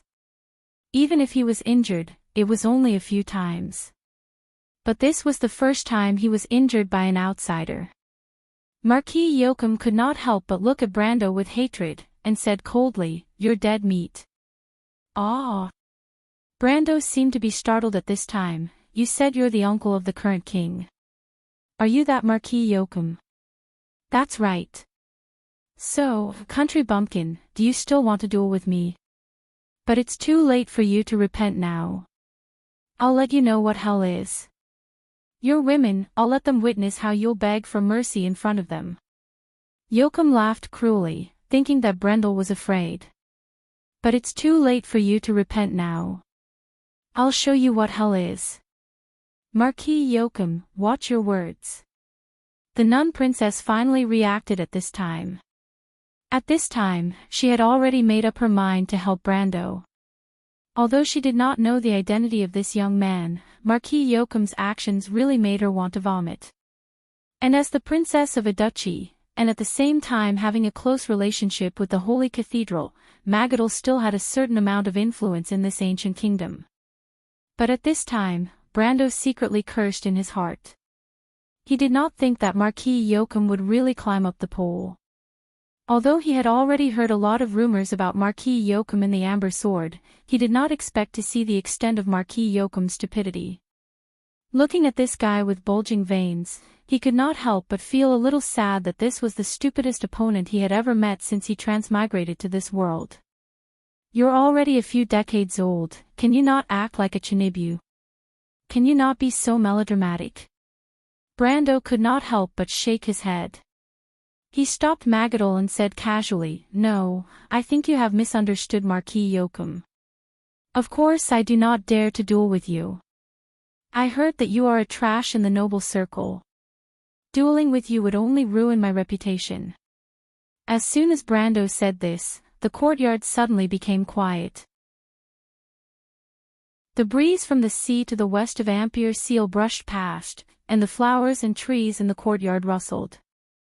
The nun princess, Marquis Joachim, and his men all stopped and looked at the young man in shock. It was as if they were hallucinating. Marquis Joachim took a long time to realize that Brendel was mocking him, and the arrogant noble almost went mad with anger. He immediately roared without any grace, "Cagbo, go and fight him." In Erewhon and Creuse, the nobles had long been eroded by their luxurious lifestyle. It was no longer like 100 years ago, when everyone had excellent swordsmanship. However, duels were still popular among the upper nobles. In order to deal with love rivals, opponents, or other challenges, the nobles often let their personal attendants fight on their behalf. It was already one of the recognized rules, so there was nothing wrong with Marquis Joachim's order at this moment. Brando had no attendants by his side at this moment, so he had to draw his sword himself. He looked up and immediately saw a tall swordsman walking out from behind Marquis Joachim. Brando secretly focused.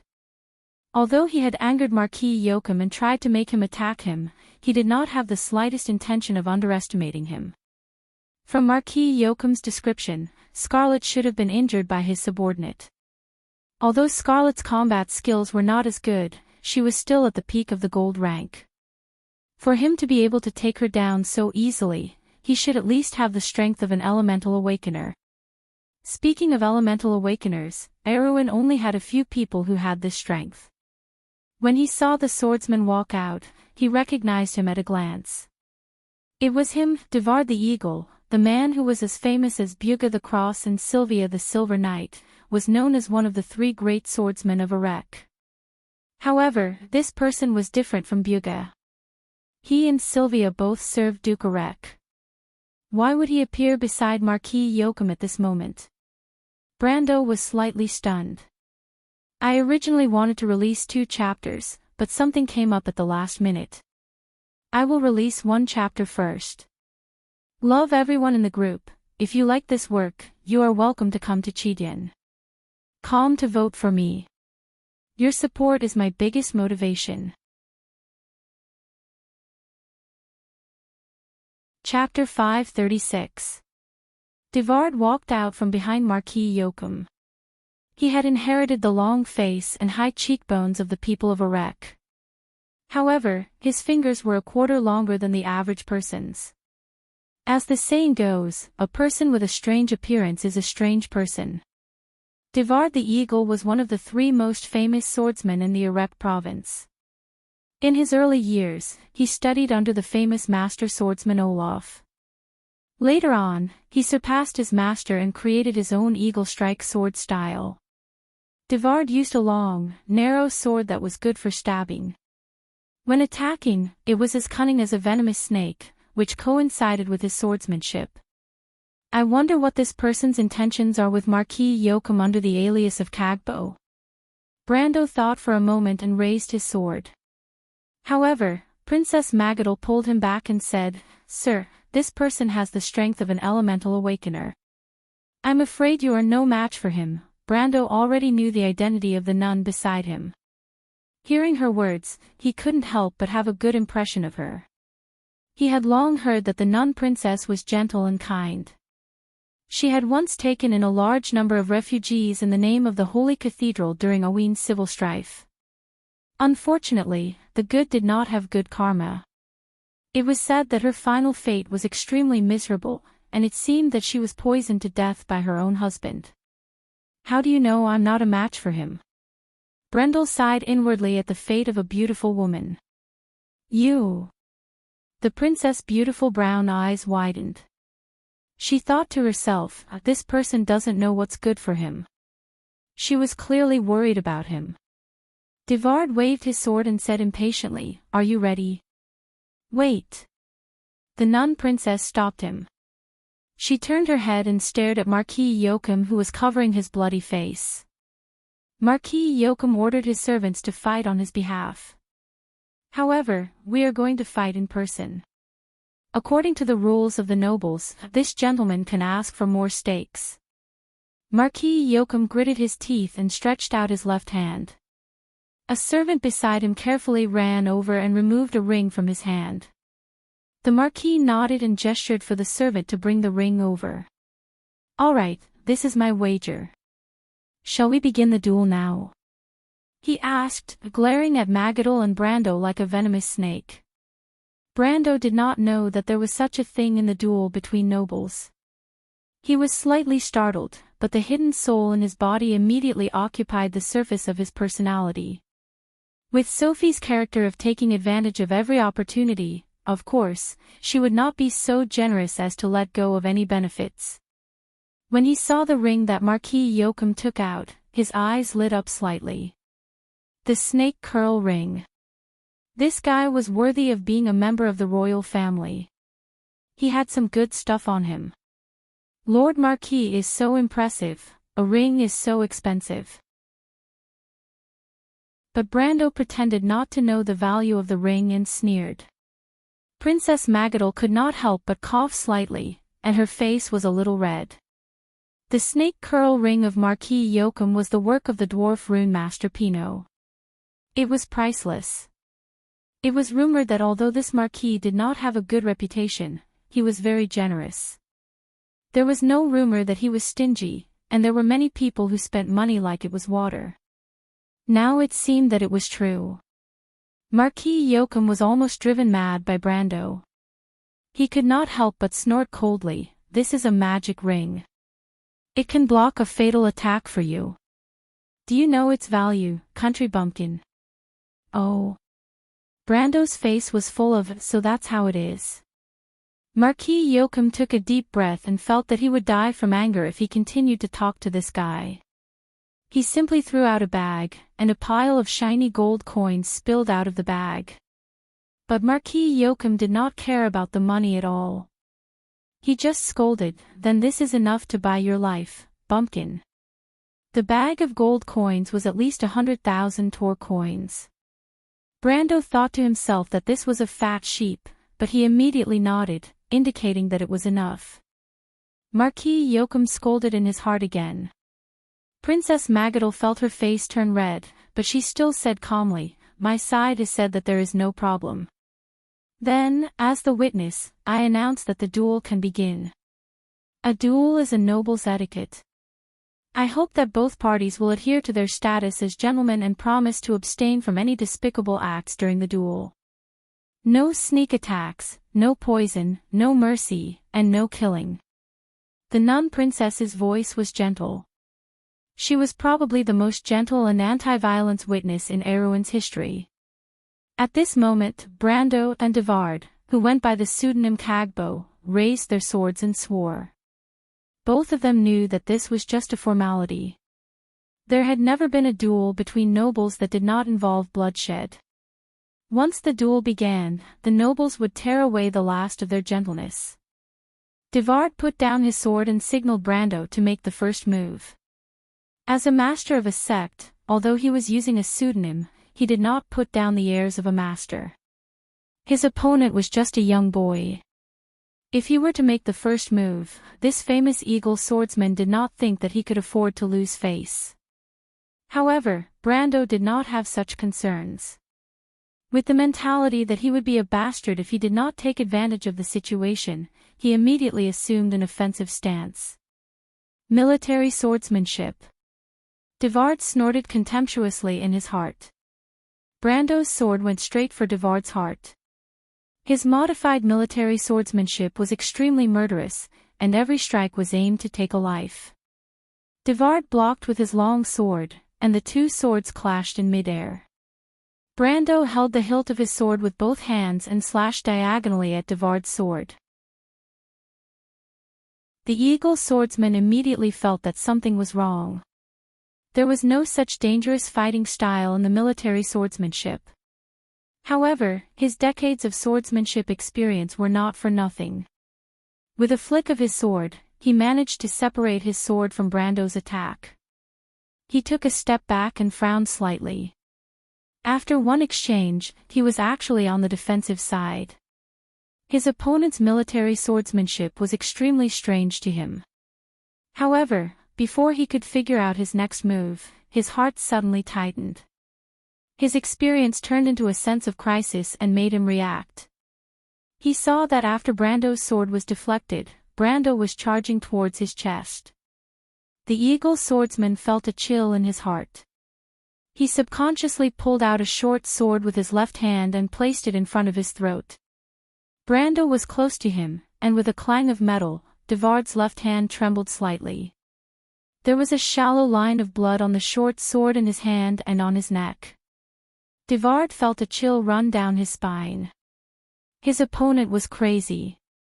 This was a battle of life and death. Fortunately, he reacted quickly. However, in his decades of fighting experience, he had never fought such a battle. The eagle swordsman was not a soldier and had never fought on the battlefield. Naturally, he did not understand the difference between life and death on the battlefield. The life and death of a swordsman was glory, while the life of a soldier was just a consumable. Brando's swordsmanship was extremely decisive. It was as if his entire body had turned into a sharp sword, exuding a terrifying aura. Not only Devard, but even Marquis Joachim and Magadol's expressions changed. At this moment, they felt as if they were not watching a duel, but a battle of life and death between soldiers on both sides. This swordsmanship is so vicious. Marquis Joachim could not help but touch his neck. At this moment, Devard was completely provoked by Brando. It was as if he was a beast that had been forced into a desperate situation. As a swordsman, he had never thought that he would come to this point. He felt a sense of powerlessness. His previous swordsmanship was useless in such a battle. It was as if he could only rely on his instincts to win in such a battle. The eagle swordsman's palms were covered in a layer of sweat. This was something that had never happened before. However, even in a desperate situation, the eagle swordsman's reaction was faster than the average soldier. His eagle swordsmanship was originally a long and short swordsmanship. The short sword in his left hand slashed downwards to force Brando away from his side, while the long sword in his right hand pierced out desperately. Devard heaved a sigh of relief. When Brando retreated, he immediately pressed forward with his sword. But in the next moment, the eagle swordsman could not help but sweat profusely. He saw that Brando had used his left hand to block his sword. The back of his left hand was immediately lacerated, revealing a deep wound. But he still took a step forward and slashed his sword straight towards his ribs. Devard could tell that if the sword landed, the blade would pass through between his 7th and 8th ribs, causing severe damage to his lungs. Devard finally lost his spirit. A silver mirror suddenly appeared in the path of Brando's sword. Dang! Sparks flew everywhere as Brando's sword heavily struck the silver mirror. A circle of ripples appeared on the surface of the silver mirror. It was like mercury, but after the ripples passed, not even a shallow mark was left. Next, a series of flashes formed a sphere with Devard as the center. Upon closer inspection, it was a silver convex mirror. These silver mirrors flashed and disappeared, forming a hemispherical defense around the eagle swordsman. Passive elemental power. Brando had long known that Devard's elemental power was the silver wall. The passive elemental power of this elemental power was somewhat similar to the fire shield.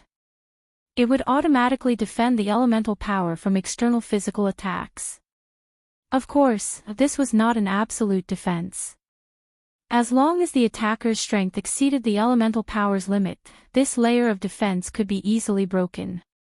This passive elemental power could provide a considerable advantage in a battle of the same level. It was almost invincible in a battle of the same level. Devard had finally used this elemental power. In fact, this already showed that he was inferior to Brando in swordsmanship. If this was a contest of swordsmanship, then Devard would have already lost. But unfortunately, this was a duel. Only then did Devard have the time to wipe his sweat. When he touched his forehead, he realized that it was covered in cold sweat.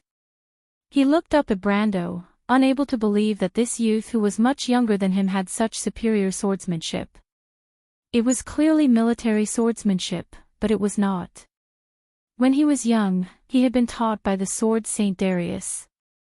He had seen the legendary sword saint's modified military swordsmanship. But this youth's military swordsmanship was even better. When he used his sword, it was as if he was on the battlefield. To enter the battlefield with the sword, this was the domain of the sword saint. Devard stared at Brando and could not help but ask, "Who are you?" Translator, Endless Fantasy Translation Editor, Endless Fantasy Translation. If you like this work, you are welcome to come to Cheetian.com to vote for me. Your support is my biggest motivation. Chapter 537. It's none of your business. Brando was not in the mood to answer Devard's question. He put down his sword, and his aura changed. The strength of a gold pinnacle made everyone's expression change. Princess Magadol and Marquis Joachim had seen Scarlet's strength before. She was at the pinnacle of gold pinnacle, but now she was an upper gold pinnacle at such a young age. Even the nun princess had doubts in her heart. Who was this young man? No wonder Archbishop would have to personally greet him. Marquis Joachim had to be serious. It was not strange for a noble family to have a gold ranker as a servant, but for a young child to have such strength, he had to be cautious. He quietly made a gesture to Devard, hinting him not to kill. A family that could cultivate a gold ranker at such a young age would not be weak. The eyes of the Marquis flashed, but the cold expression on his face did not change. He was determined to teach Brando an unforgettable lesson. An upper gold ranker against an elemental awakening. In fact, Brando had reached upper gold ranker because he had just obtained a level 15 Templar Knight. However, he did not hesitate. This time, he did not use military swordsmanship. Brando first used the charge skill, and his whole body turned into a phantom. This terrifying speed made Devard's scalp tingle, but he immediately recognized that this was the special skill of the Sun Knight. He immediately held his breath and raised both his swords. It's just speed. In front of the silver wall, speed is useless. The eagle swordsman could not help but comfort himself. Brando's sword pointed at Devard's long and short swords. He took a step forward, and the 9 luminaries' sword art immediately created a phantom behind him. Brando's sword slashed down, and his silver mirror appeared in front of Devard like before. Dang! The long sword and the silver mirror shook violently together. In order to hide his identity, Brando did not use Halran Gaia. However, his passive element was stability. Even if he used an ordinary long sword, it was still indestructible. Otherwise, the long sword in his hand would have turned into countless pieces of steel. Brando's attack was within Devard's expectations. A gold-ranked swordsman would not be able to penetrate his silver wall. He sneered inwardly and raised his swords to stab at Brando. Unfortunately for Devard, the sword that was blocked by the silver wall did not even have time to retract it. Instead, another sword slashed down from the void. It was as if Brendel's afterimage was in 2 different dimensions at the same time. The eagle swordsman could not believe his eyes. The sword hit the same spot on the silver wall again. Although the silver wall floated outside of Devard's body in a hemispherical shape, the elemental power was still the source of the elemental power. The vibrations caused by Brando's 2 swords were like slashes on Devard's body. Especially the second sword, he was caught off guard and was sent flying by the sudden huge force. Brando was unforgiving. Under the effect of charge, he flashed up and down in the courtyard 8 times. Each time, he left an afterimage of the 9 luminaries' sword art. It was as if 9 Brandos were attacking Devard at the same time, and each afterimage had a completely different attack path. Although Devard was a master swordsman, he had never seen an ancient swordsmanship like the 9 luminary sword art. This was a legendary swordsmanship that was as famous as Cruz's flash strike sword art. It was not something his eagle strike sword art could compete with. Not to mention, Brando had the upper hand from the beginning. He could not find a way to fight back at all. Devard was dumbfounded. He had more power than Brando, but he could not use it at all. 9 Brandos were surrounding him and attacking him. No matter how powerful an elemental awakener was, it was impossible to deal with 9 gold-ranked upper ranks at the same time. Not to mention, these 9 gold-ranked upper ranks were telepathically connected and worked closely together. There was no flaw to be found. At this moment, even Princess Magadol, who had no understanding of swordsmanship, could see that Brando's attack was too fast. She did not know that it was because of the 9 luminary sword art. She only knew that Brando's speed had exceeded the limit. She could not help but be stunned for a moment. How can there be such fast swordsmanship? Marquis Yoakum's eyes flashed. For a moment, he could not help but move his hand away from his wound. His face was covered in blood, but he did not feel it. But Brendel did not manage to break through the silver wall's defense after 9 consecutive strikes. Instead, he saw pieces of silver scales sticking out from the soil in the courtyard, and he immediately knew that something was wrong. He did not expect that the 9 luminaries' sword art would not be able to break through the defense of the silver wall. Instead, it made his opponent angry. Devard's active elemental power, the silver wave, was no joke.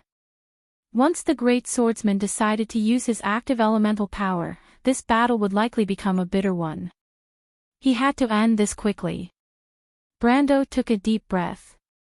The 9 figures merged into one. Although it seemed that he had the upper hand previously, his left hand was bleeding profusely. His right hand that was holding the sword was also cracked. The power of the elemental awakener was not to be underestimated. Just the recoil from Devard's parry was already too much for him to handle. However, he did not hesitate.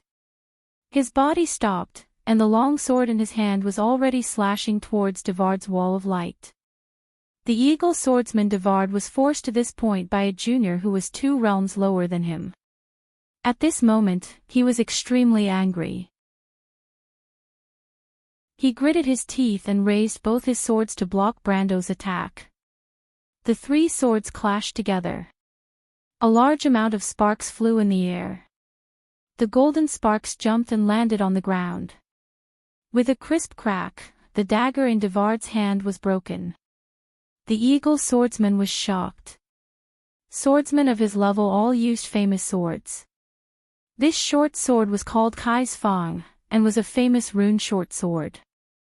There were 3 layers of magic on it, but in the previous attack, all of the magic arrays had been destroyed, and even the magic metal on it had been broken into pieces. Brando's passive elemental power had a great advantage. However, he felt that his hand was about to break. He activated the piercing skill, and the wind from the tip of the blade pierced through Devard's back. The courtyard behind him was like a sieve being shot by a machine gun. A few pillars within 30 meters were all severed. Princess Magadol could not help but cover her mouth. How could she forget that this was the Anderla Cathedral? If these 2 were to go all out, wouldn't this place be torn apart? For a moment, the nun princess was frightened. Although she had a high status here, the old antiques in the Holy Temple could still scold her to death. Princess Magadol bit her lower lip. She had already decided to pay for the repairs with her own blood. She just hoped that these 2 would not make a big deal out of it. But her wish was destined to fail. Brando slashed down with the 9 luminary sword.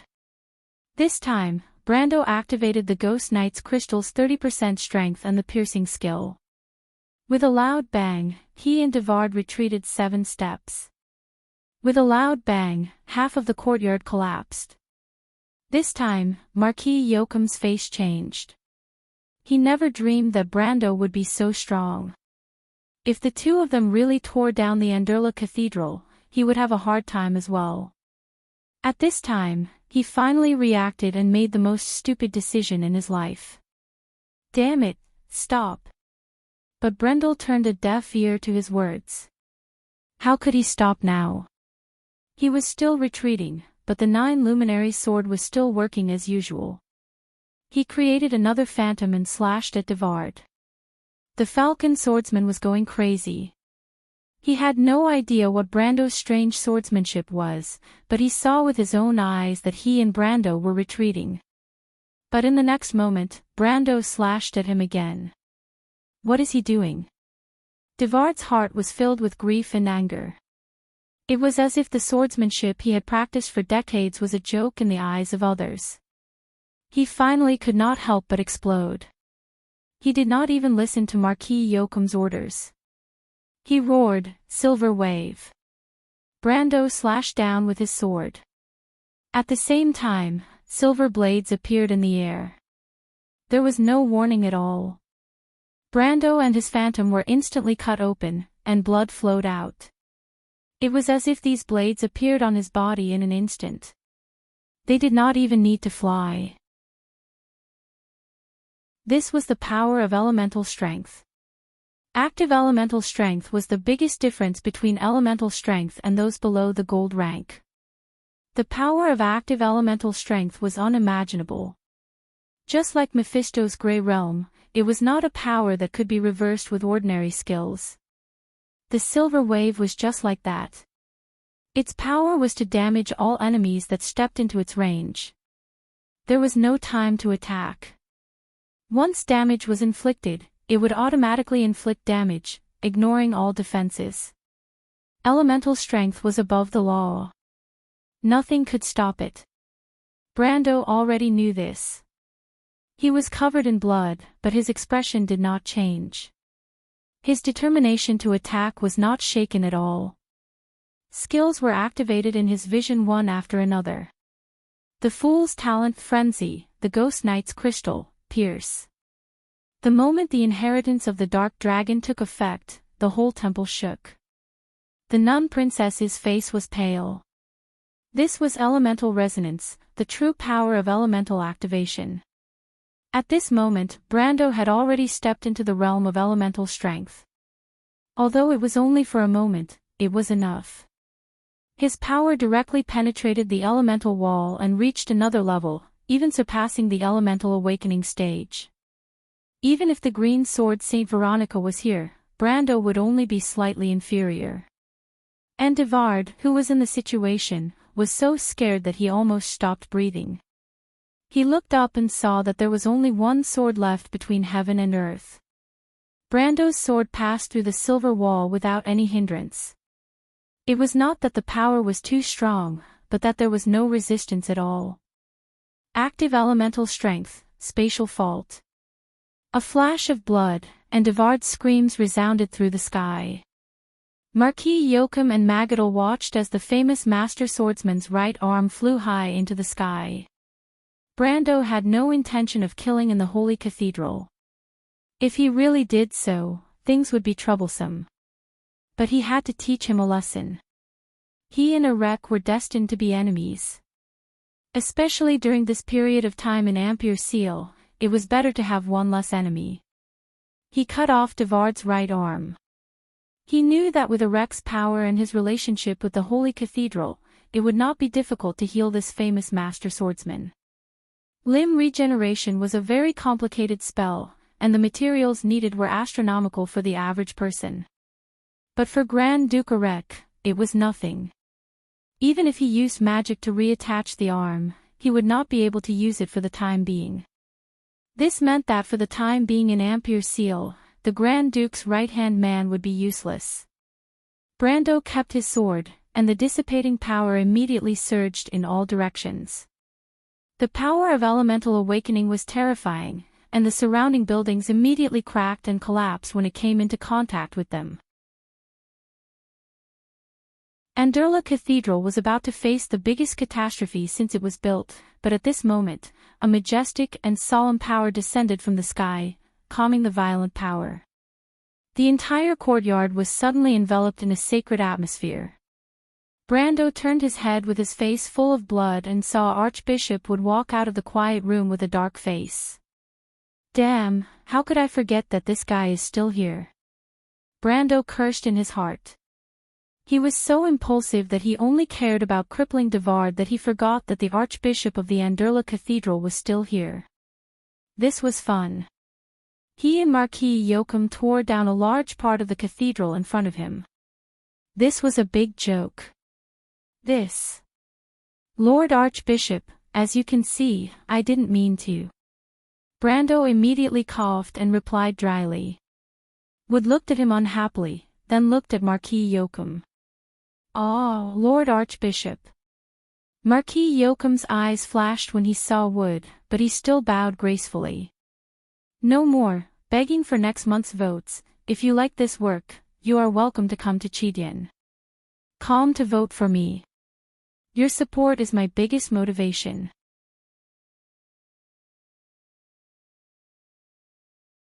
Chapter 538.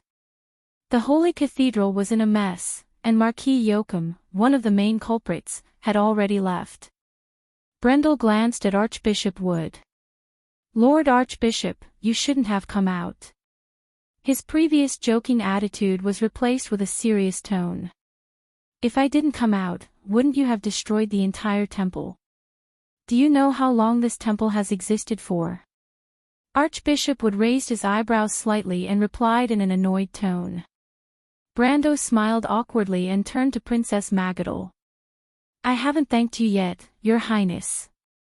May I know your name? Just call me Magadol. I'm just a nun here, sir. Magadol sighed. I'm sorry. I should have stopped the duel. Now I've caused so much trouble. This temple is Master Luo Nin's blood and sweat. We've profaned this piece of art. It's all my fault. No, Brando shook his head. Your Highness, you don't have to bear all the responsibility. Even if you had stopped me, I would still have insisted on dueling with him. The nun princess widened her brown eyes slightly and asked in surprise, why? Don't you regret it? If I can't protect my subordinates, then I will regret it. Brando replied seriously. Princess Magadol, this is why I'm grateful to you. This is the first time I've heard of such a thing. Normally, a vassal would be loyal to their superiors, and protect their followers even at the cost of their lives. Isn't this their duty and obligation? Magadol blinked her eyes. A vassal swearing loyalty to the Lord, and as the follower, promises to give the follower glory and protection. This is a righteous contract. In ancient times, the ancestors of the wilderness made such a vow. Archbishop Wood looked at the monk soldiers who were cleaning up the mess in the courtyard and interrupted. But for this, you have to pay 100,000 tor. Isn't that a little too expensive? Brando played with the new ring on his hand and shrugged. Anyway, it's not my money. Besides, that Marquis Joachim paid more than me. He paid so much just to confirm whether or not the Archbishop was performing the ritual of a Templar Knight. That's really generous of him. If Marquis Joachim were to hear this, he would be furious. Archbishop Wood did not reply. I see. Magadol looked at Brando carefully. Sir, may I know your name? Of course. My name is Sophie. Brendel could not help but look at Archbishop Wood when he answered. He was a little embarrassed to lie in front of someone who knew the truth, but the older, the wiser. Archbishop Wood's expression did not change, as if he did not hear anything. Sophie. The nun princess frowned and muttered. Why does it sound like a girl's name? Her voice was very soft, almost as if she was talking to herself. Unfortunately for her, Brendel was a gold-ranked existence, and his 5 senses were far more sensitive than ordinary people. He could not help but cough heavily when he heard her words. Fortunately, Magadol did not dwell on this question. She raised her head and asked, Mr. Sophie came to Ampere Seal to become a Templar Knight at this time of the year. Something like that. Brando suddenly thought of something and added, I also wanted to take a look at Ampere Seal to broaden my horizons. I have heard that this is the most prosperous port in the south of Wonde, but I have never seen it. Since I'm here, of course I want to see more. I see. Ampere Seal is indeed more prosperous than many places in Erewhon. But the most worthwhile place to visit in this city is probably the Anderla Cathedral. There is also the White Stone Lighthouse and the Rare Goods Market. The atmosphere of this city is indeed different from many other places. The nun princess nodded and replied. I heard that Ampere Seal has the largest auction in the south. In the history of Ampere Seal, there were even items that only existed in fantasy. Is that true? Brando pretended to question. In fact, no one knew more about Ampere Seal's auction than him. It was the auction with the highest number of players in Erewhon. It was held once a season, and many players would rush back from all over the world to participate in such a grand event. Ampere Seal's auction is indeed the most prestigious auction in Erewhon. Is Mr. Sophie interested in the auction? I am interested, but unfortunately, I do not have the qualifications to participate in the auction. Is Mr. Sophie troubled by this? Magadal asked with some surprise. That is not necessary. I happen to know the owner of the auction, Baron Donner. If Mr. Sophie does not mind, I can introduce you to him. The Baron is a serious businessman. I don't think he would be unwilling to have one more guest. Perfect. Brando knew that this well-connected princess must have her own way of doing things. However, he felt that he was taking advantage of her, so he apologized sincerely. If that is the case, it would be impolite of me to decline. I am very interested in seeing the auction. Thank you very much, Your Highness. It is nothing.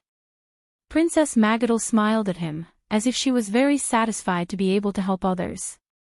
However, Mr. Sophie, Marquis Joachim is a narrow-minded person. Be careful that he does not take revenge on you in Ampere Seal. Of course I know. Brando nodded. Of course he knew this, but this time he came to Ampere Seal under an alias. Ampere Seal and the surrounding areas had a population of more than 300,000, and there were at least 1,000 nobles. As long as he left the Holy Cathedral, as long as Archbishop Wood did not say anything, Marquis Joachim would not be able to find him. After Marquis Joachim came out of the Anderla Cathedral, he immediately got into a carriage. Devard, who was seriously injured and pale, was also helped into the same carriage by his attendants. The smell of blood in the carriage was very strong. Those who knew Marquis Joachim well knew that he was a very serious clean freak, but at this moment he did not even frown. He only said, How are your injuries? Not too good, I am afraid I will have to rest for half a year. Devard replied weakly. His wounds had been stopped bleeding with magic, but he was still too weak to sit properly. I did not expect that young man to be so strong. Marquis Joachim could not help but touch his cheek. The cold pain made him grimace. He took a deep breath. No one had dared to hurt him since he was young. Marquis Joachim fell silent, and for a moment, no one knew what to think. You were too impulsive this time, Marquis Joachim. Devard replied weakly. That old man would had only hosted the ceremony for these two people for more than 10 years. Of course I wanted to know what he was doing. He put his bloody finger to his nose and smelled it. He frowned and scolded, impulsive, it's hard to say. But that bastard is too much. Isn't it just 2 women? How could he be so ruthless? I don't know where this bastard came from. Then what do you think, Marquis Joachim?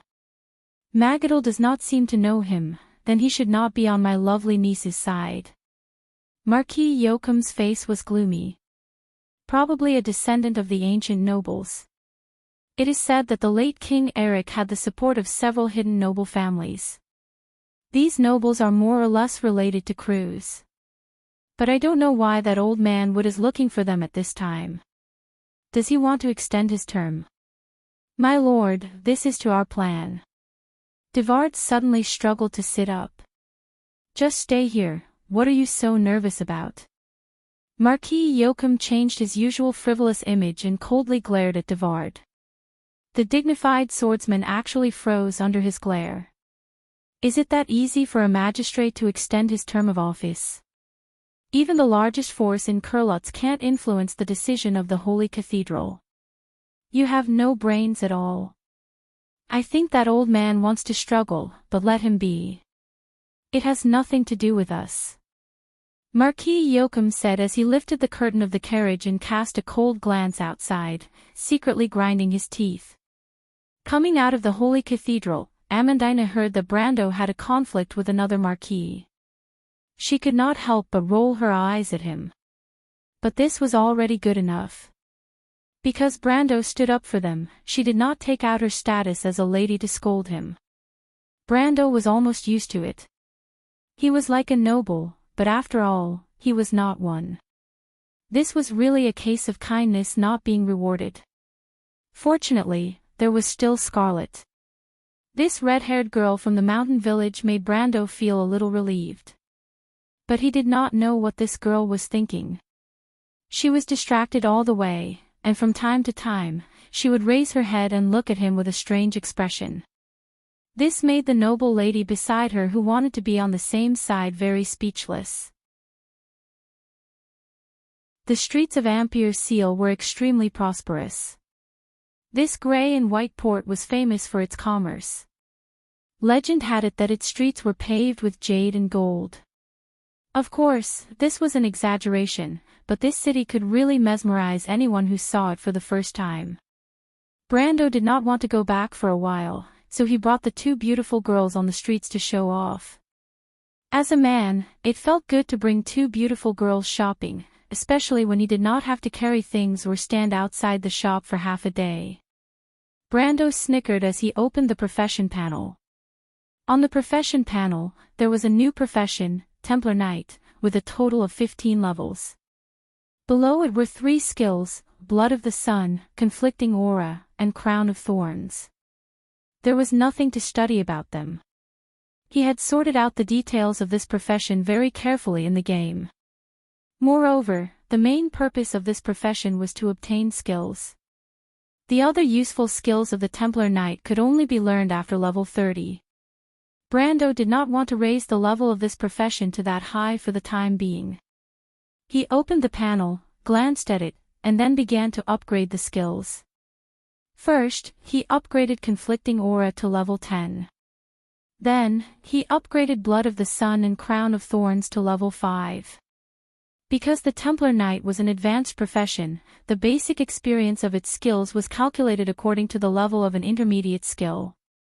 So, this time, he used a total of nearly 700,000 experience points.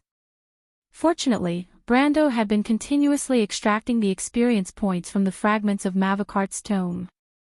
He now had more than 4 million experience points, and half of them were converted into skill experience points. The ball of light from the fragments of Mavikart's tome had shrunk by about a quarter. According to Brando's estimation, if all the experience points from the book were used to upgrade his profession level, it would directly raise his mercenary level to 50. But if it was just a profession level, it was meaningless. It would only increase his absolute strength. Devard the Eagle was a classic example. He could use the strength of an upper gold to suppress him. To put it bluntly, the Amber Sword's foundation was still the skills. When it came to skills, Brando looked at the 9 luminaries' Art of the Wind and felt a little bitter. It required 250,000 experience points to upgrade from level 7 to level 8. Converted into skill experience points, it required 5 million experience points. Even if he dismantled all the fragments of Mavikart's tome, it would only be able to upgrade the skill to level 10. It was simply a bottomless pit. Brando let out a sigh of relief. The first thing he saw was Amandina's gloomy face.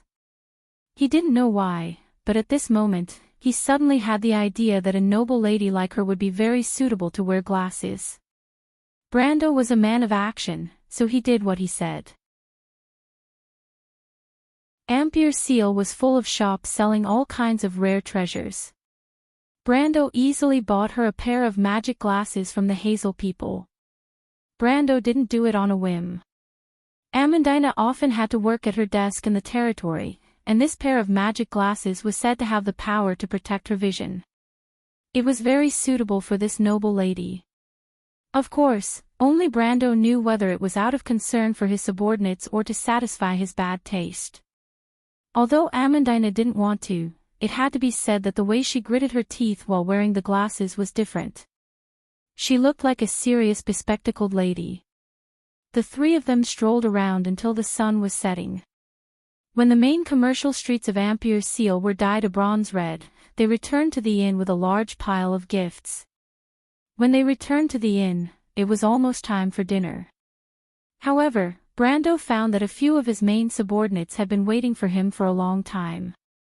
After asking, he found out that Sue, who had returned from outside, brought back new news. P.S. I saw 2 questions in the comments section. One is about the elite template. The elite template requires the level of a single profession, not the total level. Secondly, the strength crystal gives a 10% increase. With a shake of my hand, I wrote 30. I'm kneeling. To be continued. If you like this work, you are welcome to come to Chidian. Calm to vote for me. Your support is my biggest motivation.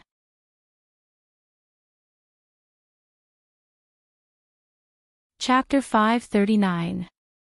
In this world, there was no such thing as an impenetrable wall. In just 3 days, the news of the duel at the Anderla Cathedral had spread among the nobles, and then to the commoners. One side of the duel was the famous sword hero Erech, but he lost to a young man of unknown origin. Until the bards adapted this experience into a story, Brando had become the most outstanding person of Erewhon's younger generation. At least in Ampere Seal, his fame was almost on par with Erewhon's younger generation of nobles. Almost everyone was guessing who he was, but only a few people knew that Captain Wood had personally presided over the ceremony for him. This person must have an extraordinary background. For a time, all the forces in Ampere Seal, big and small, were moved. Even the future Princess Regent sent people to investigate Brando's background. Especially after her close friend, Magadol, found out the truth of the matter. Erech and House Cypher were no exception. The roads of Ampere Seal were suddenly filled with people from all walks of life, causing chaos. Fortunately, the ordinary citizens had long gotten used to the way the nobles would tense up at the slightest sign of trouble. The people who lived in such a tense atmosphere comforted themselves by saying that as long as the port of Ampere Seal was still filled with white sails and the Anderla Cathedral still existed, the port would not decline. The bell of the Holy Temple was a commentary to this phrase, and day after day it continued to ring throughout the grey and white harbor city, unmoved. In the midst of the panic, Brando himself spent every day in Ampere Seal in an orderly manner. As he expected, as long as the Archbishop of the Anderla Cathedral did not say anything, no one would find him. Over the past week, he had met the owner of the auction, Count Donner, under the introduction of Magadol. The latter was very interested in the painting of Princess Anya that he wanted to sell. However, Brando, or rather, the merchant lady, smiled politely and did not show him the painting in his hand. Instead, he tactfully said that he would send the painting over in a few days for Count Donner to verify its authenticity. Brendel found it hilarious to watch the Baron's itchy face and Romaine's slow and unhurried conversation. But in the end, even this experienced businessman could not help but sigh at his inferiority, praising that Romaine was born to be a businesswoman. This was somewhat out of Brando's expectations. He knew that the Roman lady was talented in business, but her brain was not very clear. Or it could be said that her logic circuit was different from ordinary people. Plus, she did not have many opportunities to deal with people in the same field. In other words, she lacked experience. After all, talking on paper was different from actually doing it. This was even more so when dealing with people. To be honest, before he brought her here, he was wondering if this little cutie would have stage fright. How was it, Brando? When they walked out of Baron Donner's mansion, the little Roman raised her head proudly and stared at him. Her slender neck supported her beautiful head. Her dark brown hair was tied up, and she wore the black dress that Brando bought for her at Bragg's. Under the curve of her neck, her collarbones shone like snow. She wore a ruby necklace that shone like fire and blood. The necklace shone brightly, and in a trance, it set off the merchant lady's confidence and pride. Brando could completely understand her pride. Because she was the person he loved, she was proud. This faint smile with her aura made Brando's heart palpitate. Yes. Brando nodded subconsciously. Little Roman, you did better than I expected. I just didn't expect that old gentleman to praise you so much. He is, even in this city, he is considered a person with a reputation. Brando suddenly realized that the little Roman's opponent was not simple. Donner's life was also the story of another genius. That man was the first person in Ampere Seal who relied on his identity as a merchant to obtain the honor of being a noble. The old man is too kind. The Roman raised her willowy eyebrows and answered matter-of-factly. Brendel turned back to look at her. It was rare to see the merchant lady being so humble. Even when she was still in Butchie, this young lady's heart was higher than the sky. She would never show her hesitant side in front of anyone, as if she was born to be the master of the scene.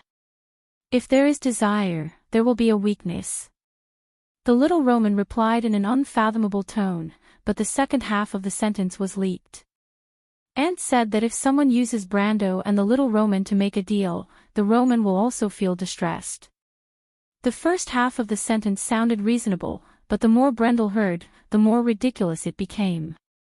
He pinched the little boy's cheeks and said, "Don't talk about using your fiancé to make a deal with me in such a serious manner." Ouch, ouch, ouch, Brando you, ouch, let go. The merchant lady immediately raised her eyebrows, and her little face was twisted by Brando. Beside them, Nun Princess Magadol looked at the man and woman with a strange expression. She did not know why, but she felt a little envious. After a long while, she squeezed out a suitable sentence. "The two of you have such a good relationship." Brando smiled and let go of the little Roman. He raised his head and looked at the bright silver moon above Ampere Seal. In the next few days, the news of the war in the north finally spread. The Kurlutz people had already marched their cavalry into the Sword Fortress, and the threat of the Lion Beast men seemed to have become a reality overnight. The Holy War quickly replaced the young swordsman as the hottest topic among the people of Ampere Seal. Even the air seemed to be brewing with a heavy sense of conspiracy. The Anderla Cathedral was about to change, and the cathedral became busy. On the other hand, ever since he saw Devard the Eagle by Marquis Joachim's side, Brando smelled a hint of hidden danger. He asked Sue and Endrique's subordinates to gather information.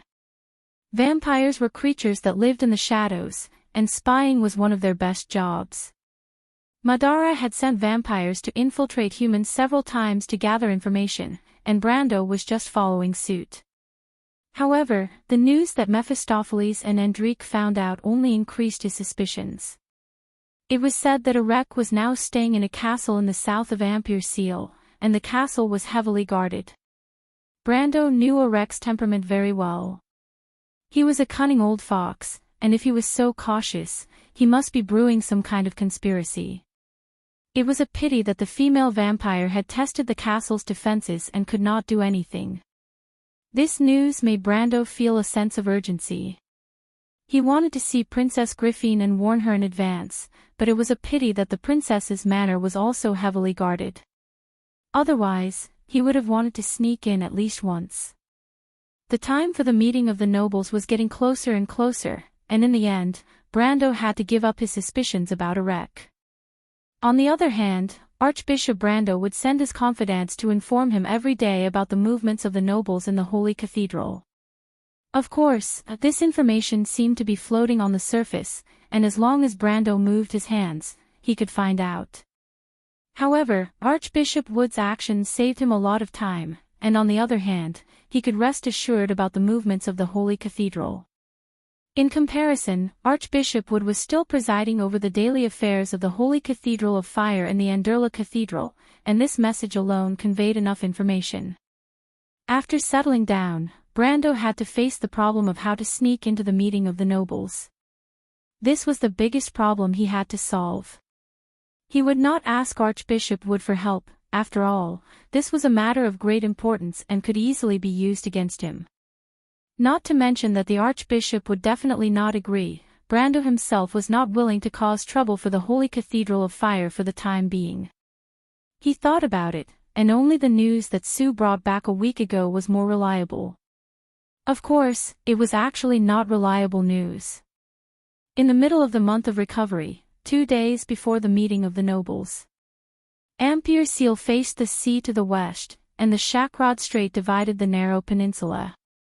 The salty sea water carved a white trail under the cliffs, constantly beating the dark brown rocks.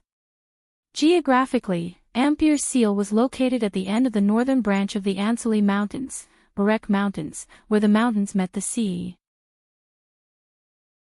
This was where the sea breeze and the sea current converged. The climate was humid, and clouds gathered at the foothills. The result of the abundant rainfall was a forest cover. To the east of the port city, there were large forests, dense with black pine and erect hazel. The silver fairy Princess Medisha was hiding in the bushes, her silver-gray battle robe covered with the wet dew of the night. She could not help but cough twice. Her gaze passed through the forest on the mountainside, and in the darkness not far away, there was a small town that was brightly lit. There were a few manors in the small town, and this place was more than 10 miles away from Ampere Seal. This town could be said to be dependent on the port city. There were many towns like this near Ampere Seal. "Is it here, Sue?" She used her knuckles to tap the map on the tree stump, and turned back to ask. Sue's eyes sparkled under the light, but there was no expression in them. It was as if answering this question was as boring as reciting a book, but she still completed it meticulously. Her gaze also fell on the foot of the mountain. She had ordered her subordinates to confirm this town many times over the past few days, and there was no mistake. The Silver Fairy Princess was born to not doubt her companions. After hearing this answer, she turned back to the dark forest and whispered, "My lord." A gritting sound came from the bushes. "Wait, hiss, F***CKBLZ's little tyrant server. To be continued. If you like this work, you are welcome to come to Chidian. Calm to vote for me. Your support is my biggest motivation."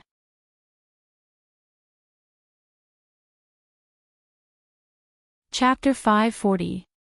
The girl's soft lips were like a feather, gently imprinting on his neck, making Brando shudder. Her sharp teeth rubbed against his skin, penetrating his skin and piercing into his arteries. Enrich was like a soft and boneless cat lying on top of Brando's body, carefully tasting the taste of his blood and letting out a satisfied nasal sound. After sucking his blood, the princess-like vampire licked his neck as if she hadn't had enough, making Brando shudder in pain. Brando sucked in a breath of cold air. Normally, vampires would release an emotional factor to their host when they were sucking blood, causing the host to fall into an illusory state of happiness. Generally speaking, being sucked blood was a painful and joyful thing. However, Enrich never bothered to do so. According to her, it was something that only shameless people would do. Every time this happened, a certain trap would be shot and fall to the ground. In short, being sucked blood by Enrich was a very painful thing.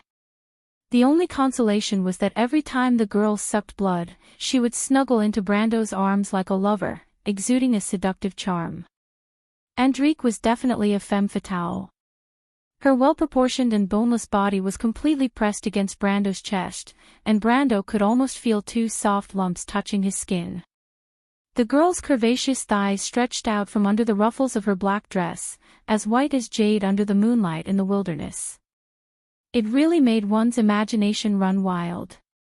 "I'm done," Enrich said to the Mephistopheles as if she was the host.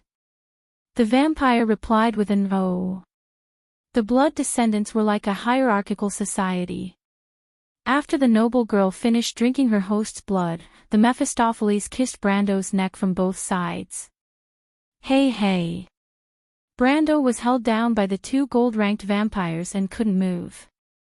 "You said you wouldn't bite my neck. Even my big sister can bite it, why can't I?" "There's a difference between men and women." Mephistopheles playfully fluttered her long eyelashes and pretended not to hear him.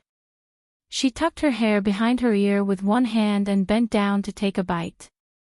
Brando rubbed his neck and looked at Medisha apologetically. The silver fairy princess smiled gently at him.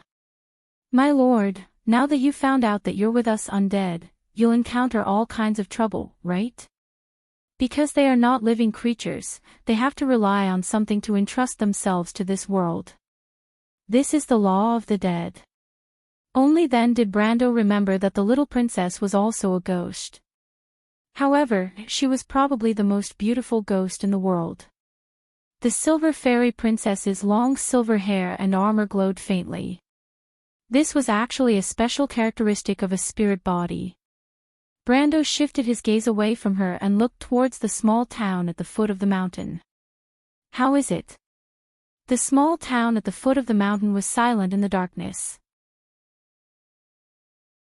There was only a hazy light in the distance.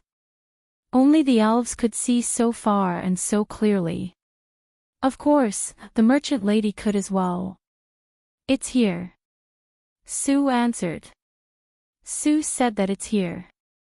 Lord Nightsong had also led the other mercenaries of Lopez to investigate. The townspeople said that there was indeed a foreign noble living here for the past few weeks, but they're not sure if it's Count Yenbao. Medisha replied. Brando listened and nodded. This was the answer that Sue had given him, to replace the Count's envoy and attend the meeting of the nobles. Kidnapping the envoy of the Count, or even the Count himself, sounded ridiculous, but it coincided with Brando's thoughts. The meeting of the nobles would be held in 2 days at the Sephora Manor, which was the property of the Holy Cathedral of Fire. The Holy Cathedral of Fire would arrange their own personnel to maintain the venue, so it was impossible for outsiders to sneak in. Of course, Brando would not be stupid enough to ask for Captain Wood's help in this matter, mainly because it would be too easy to leave evidence behind.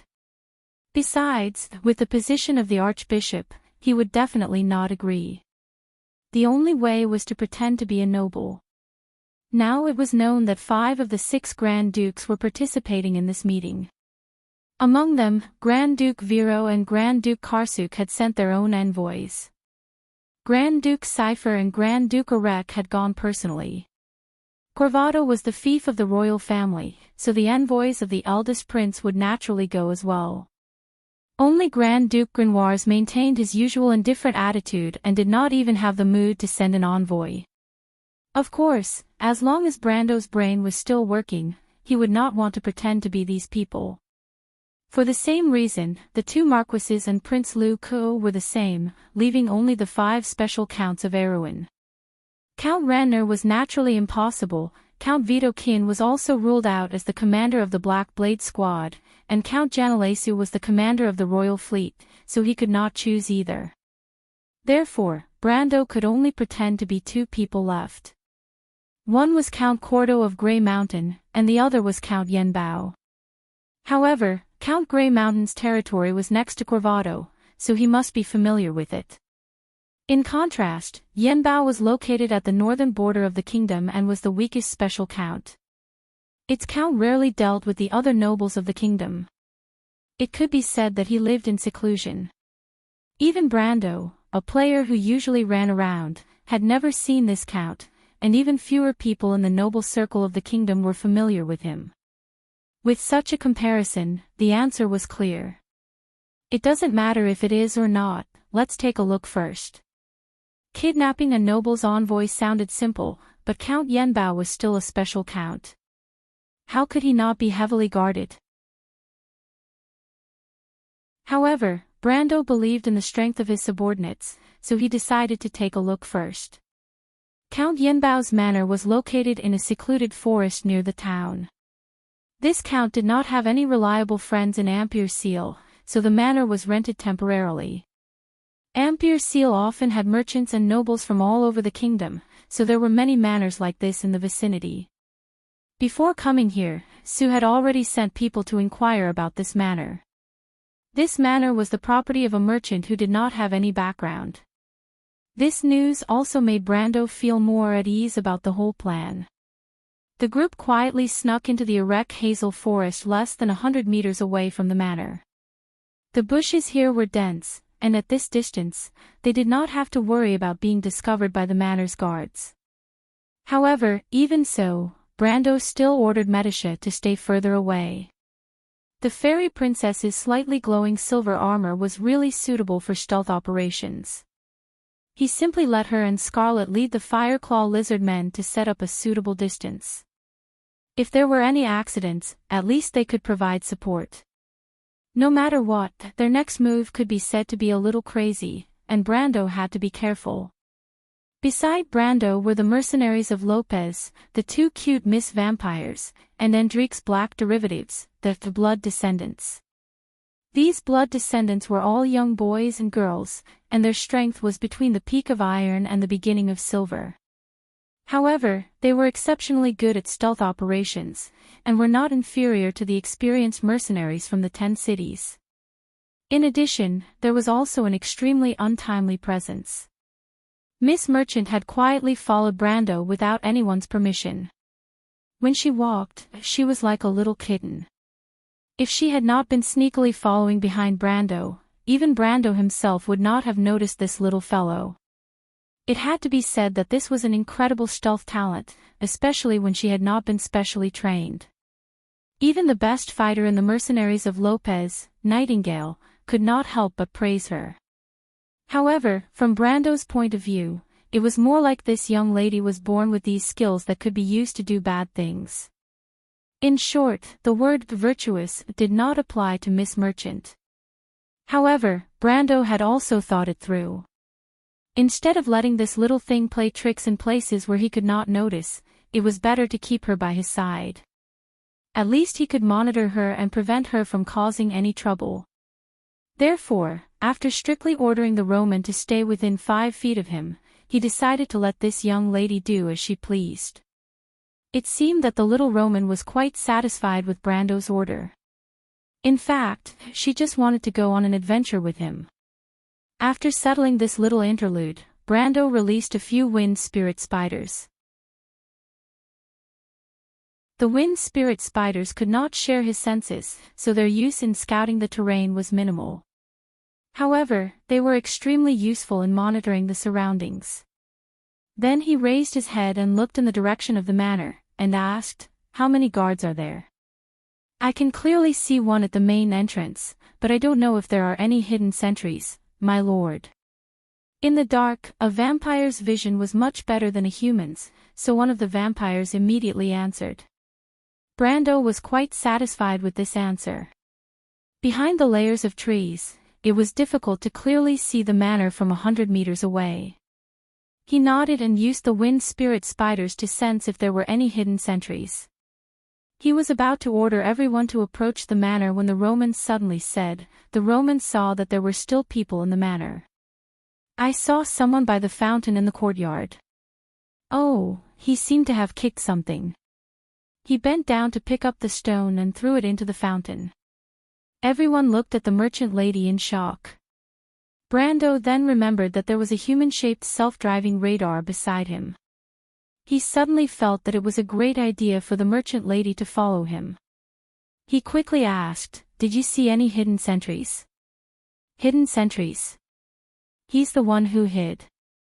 "Oh, there are 2 of them." "Where are they?" The Nightsong Tiger raised his eyebrows and immediately asked. "They're behind the guard at the entrance." The night-song tiger immediately turned to Brando and said, "They're very experienced, and we don't know how many people are in the courtyard. This is going to be troublesome, my lord." As an experienced mercenary, the captain of the mercenaries of Lopez was very sensitive to the location of the sentries. He could often make a rough guess based on the clues.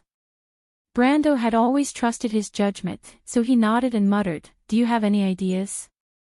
"Find a way to catch a tongue," the night-song tiger replied. Brando nodded again, then, "Mephistopheles, follow me." With that, a layer of dense black smoke suddenly appeared on his clothes.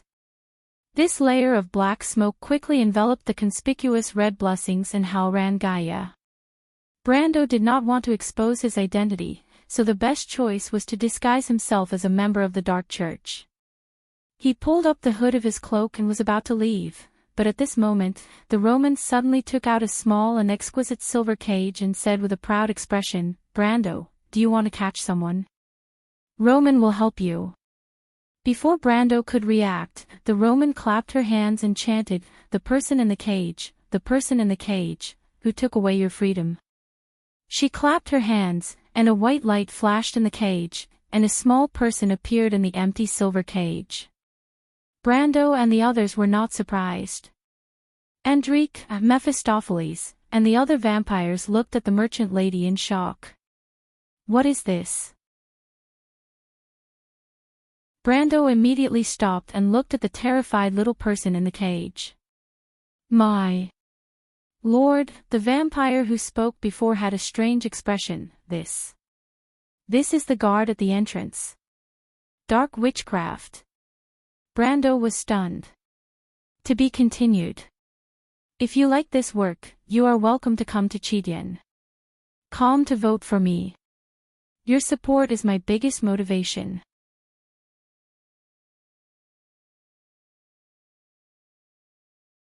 Chapter 541. The guard in the cage was scared out of his wits. He thought that he was captured by the evil wizards who came out of nowhere. He trembled in fear, and when Brendel and the others interrogated him, he spat out everything that happened in the manor. There were more than 30 guards in the manor. Including the cook and the servants, there were nearly 100 people. He wasn't sure if the count had come in person because the 3 knights were usually in charge of delivering orders. According to the guard's description, Brando guessed that the strength of the 3 knights should be in the gold realm. He frowned slightly. With his current strength, dealing with 3 gold realms shouldn't be a problem. However, he didn't know what skills the enemy was good at. It wouldn't be easy to not make a scene. However, he was more concerned about where Roman's inexplicable black witchcraft came from.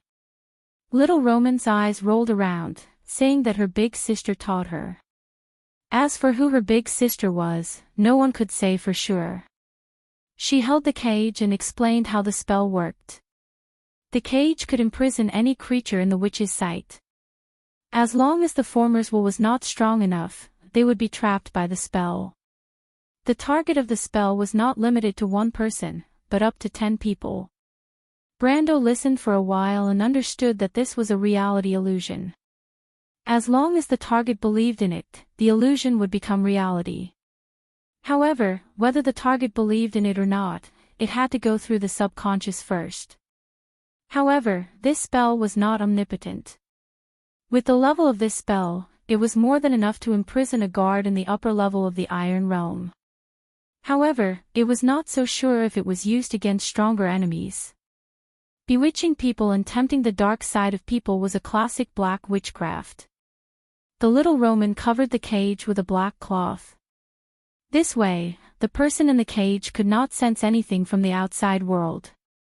Everyone was amazed by the witch's magical spells, and even Charles couldn't help but compliment them.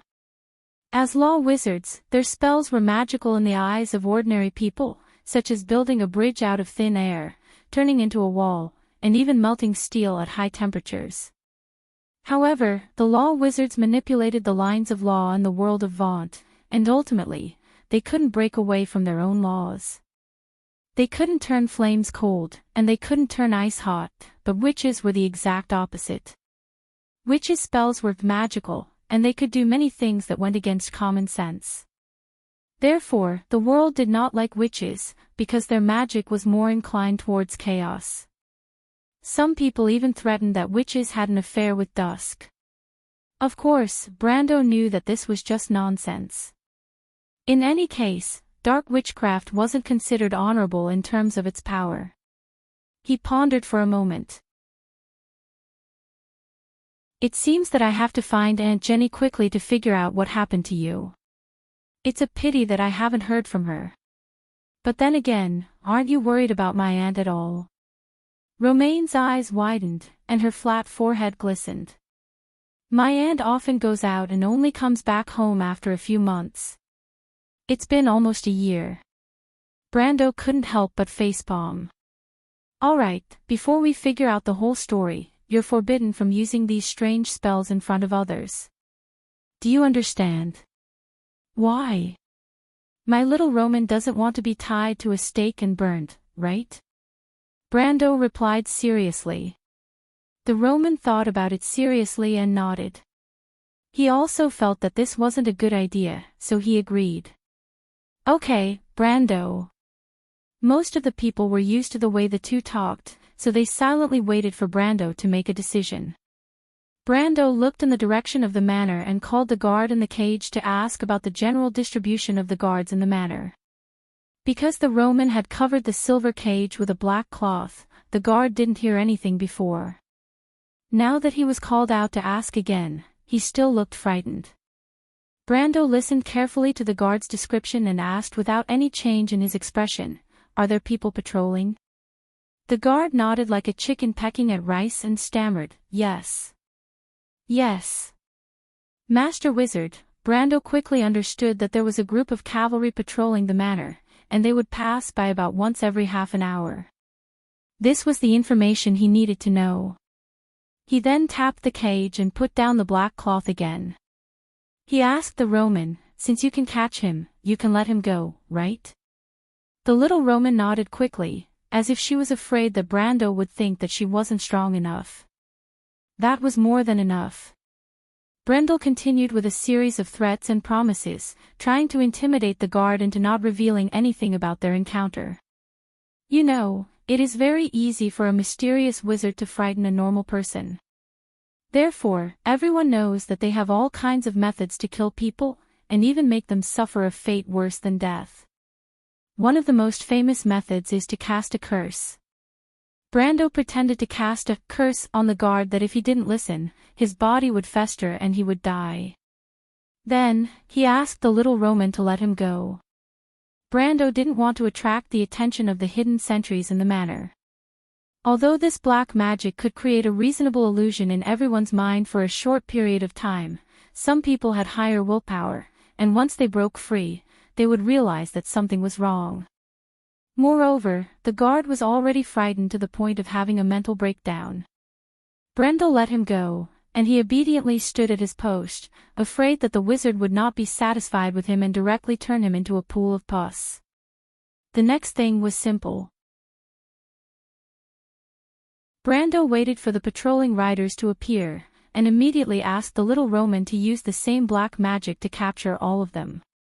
After that, he released them one by one and asked the vampire to knock them out with a karate chop. There were a total of 6 patrolling riders. Brando selected Mephistopheles, Enrich, the Night-Song Tiger, the Shire, and the wild elf sister Falerne from his subordinates and had them change into the knight's battle robes. The others did not have any objections to Brando's selection. Mephistopheles, Enrich, the Night-Song Tiger, and the Shire were either outstanding or experienced. However, Falerne was a little too conspicuous. God knows why Brando left the last spot for Falerne. It was purely out of habit that he wanted to bring along a lucky girl. Naturally, the others could not figure out the reason behind it. They could only look at the two of them with a slightly ambiguous gaze.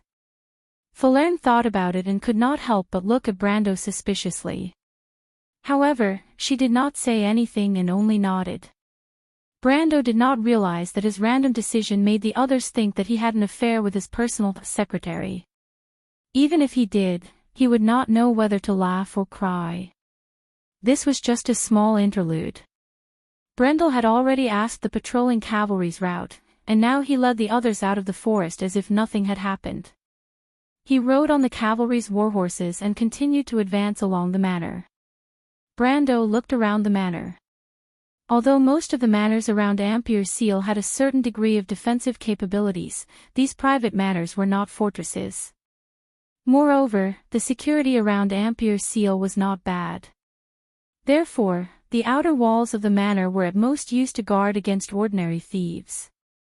The outer walls of the manor were only about 2 to 3 meters high.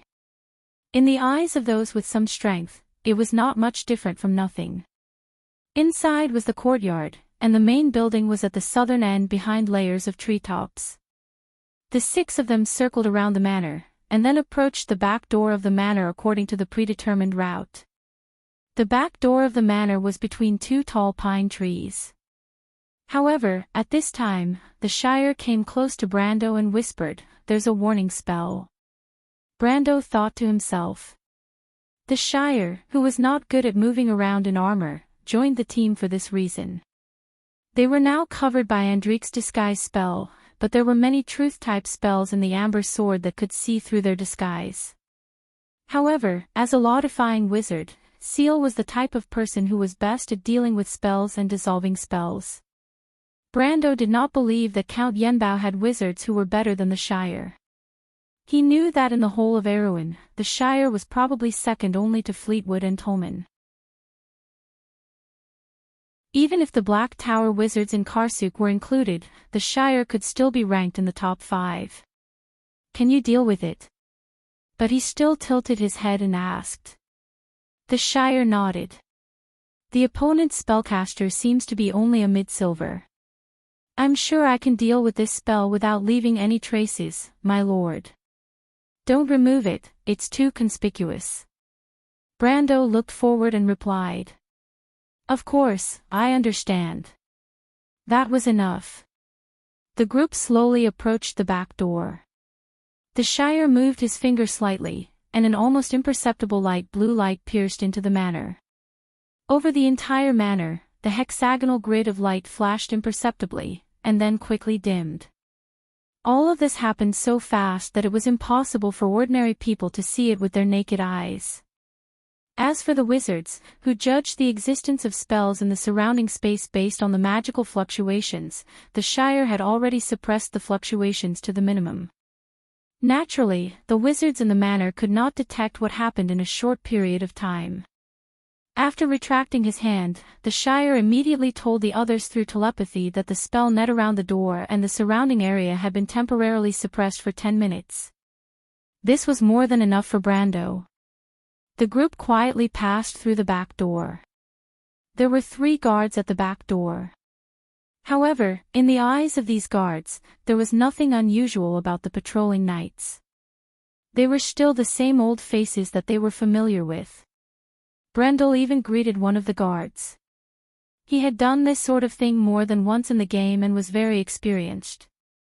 He had already asked for the details beforehand, including the secret signal and the characteristics of the guards. He did not miss out on any of them. After passing through the back door, they entered the courtyard of the manor. However, Brando knew that they could not act rashly for now. They slowly walked along the small path in the manor, and their first destination was the stable. To be continued. If you like this work, you are welcome to come to Chidien.com to vote for me. Your support is my biggest motivation.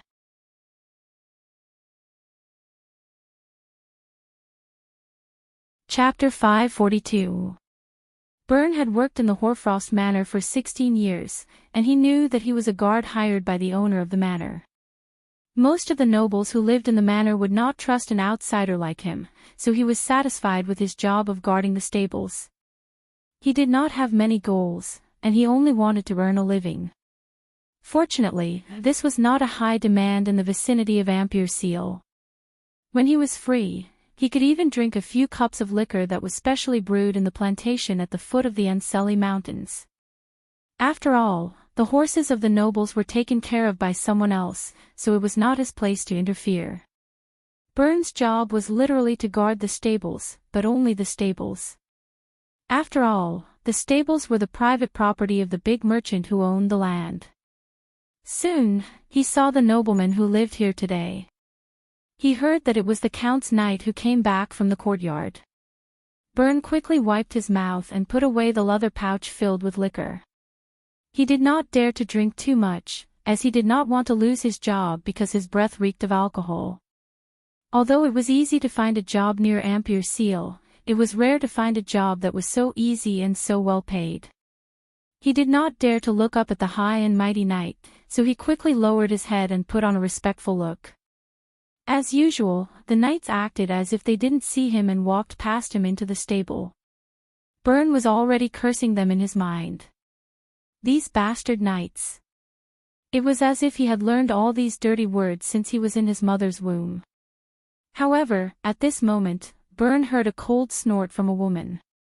He was slightly startled, and as a guard for more than 10 years, he immediately realized that something was wrong. But before he could react, a cold blade was placed against his neck. Bern was so scared that his heart stopped beating. He thought to himself that he was done for. His body was drenched in cold sweat. He trembled as he turned around, only to see a beautiful face. Bern subconsciously thought that if there was a princess, then this young lady in front of him must be the princess. Who allowed you to turn your head? Enrich's face was sour, as if someone owed her tens of millions of tour. The young lady's temper was not good, Bern thought with trepidation. However, Brando quickly stopped the vampire maiden from fooling the poor, honest man. He couldn't help but think that these vampires were really boring. They knew that the manor's guards were unreliable, so there was no point in scaring them. Enrich glanced at him expressionlessly, then crooked her finger at the human guard in front of her. The guard's eyes immediately became confused. As a matter of fact, most of the spellcasters among the vampires were experts in bewitching others. Andrea was no exception. She was an expert in curse-type spells, but she also had some knowledge in bewitching spells.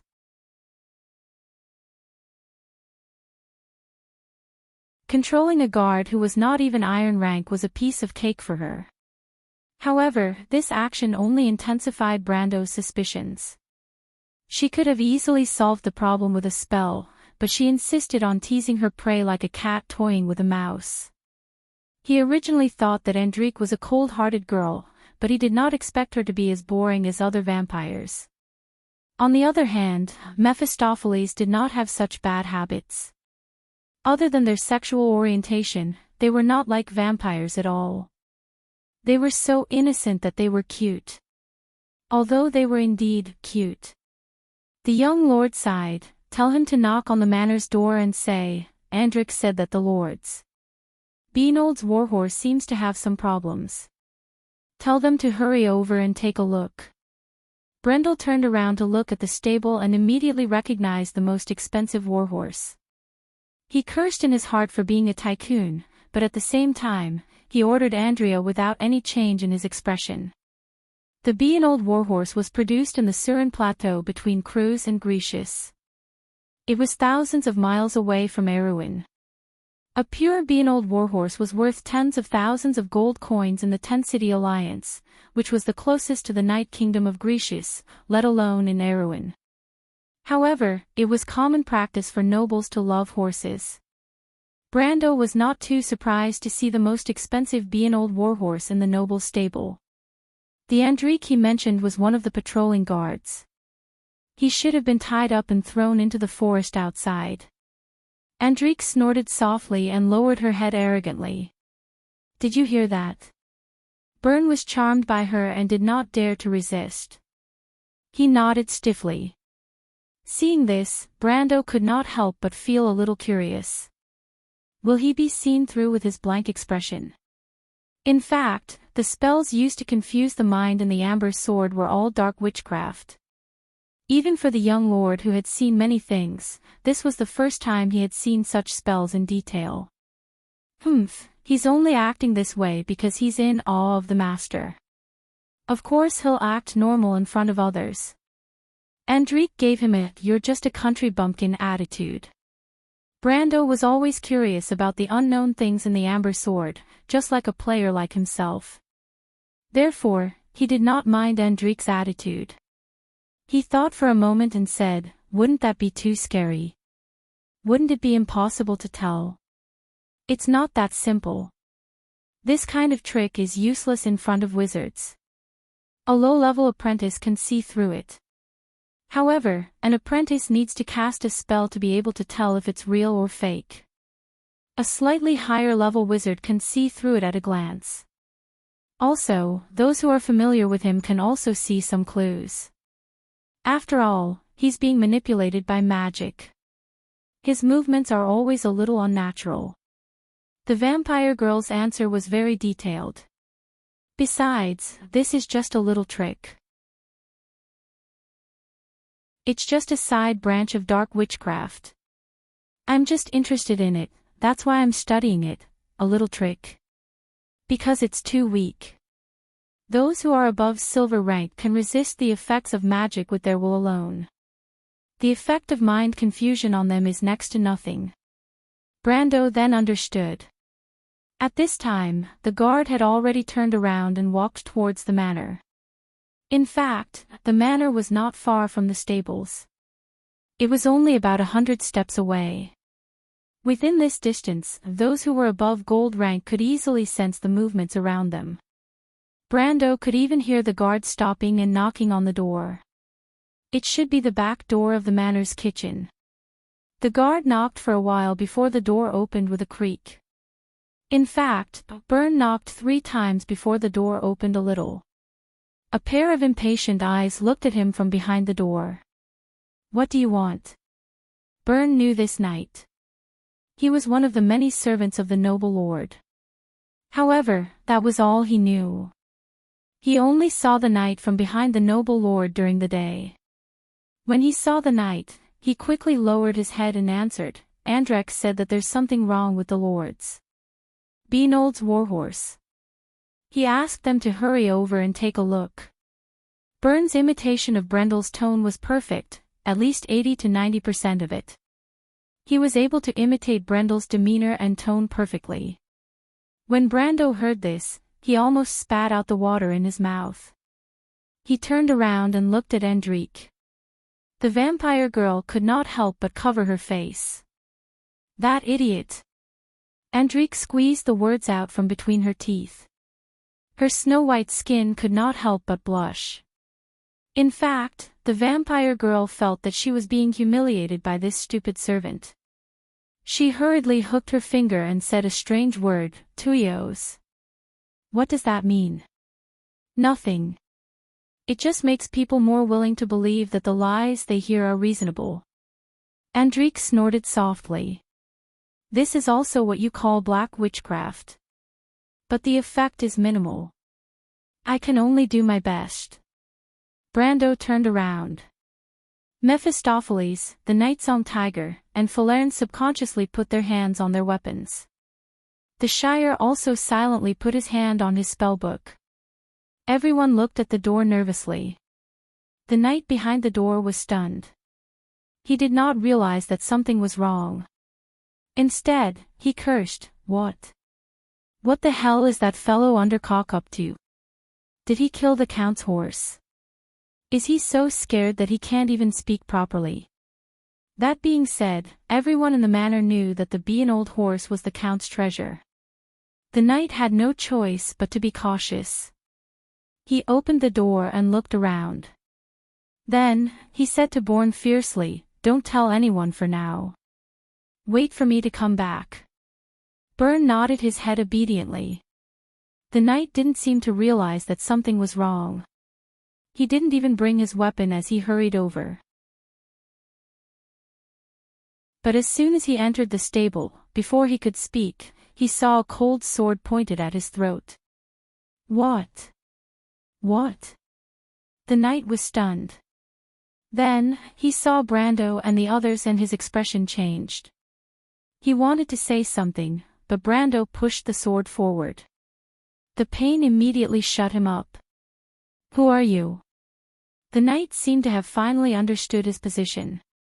He could not help but ask, "Where is Andrek? Do you know who you are offending? Don't ask nonsense."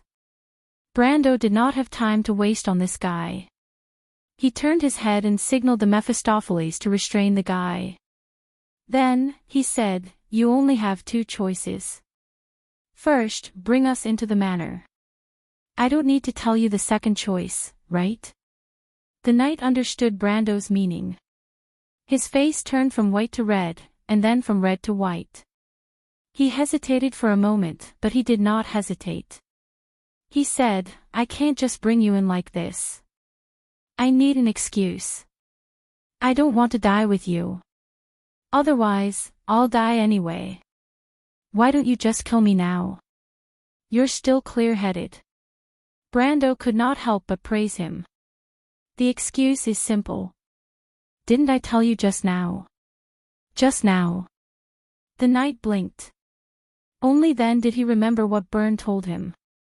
His expression changed again, and he nodded. "All right, you have to promise not to kill me."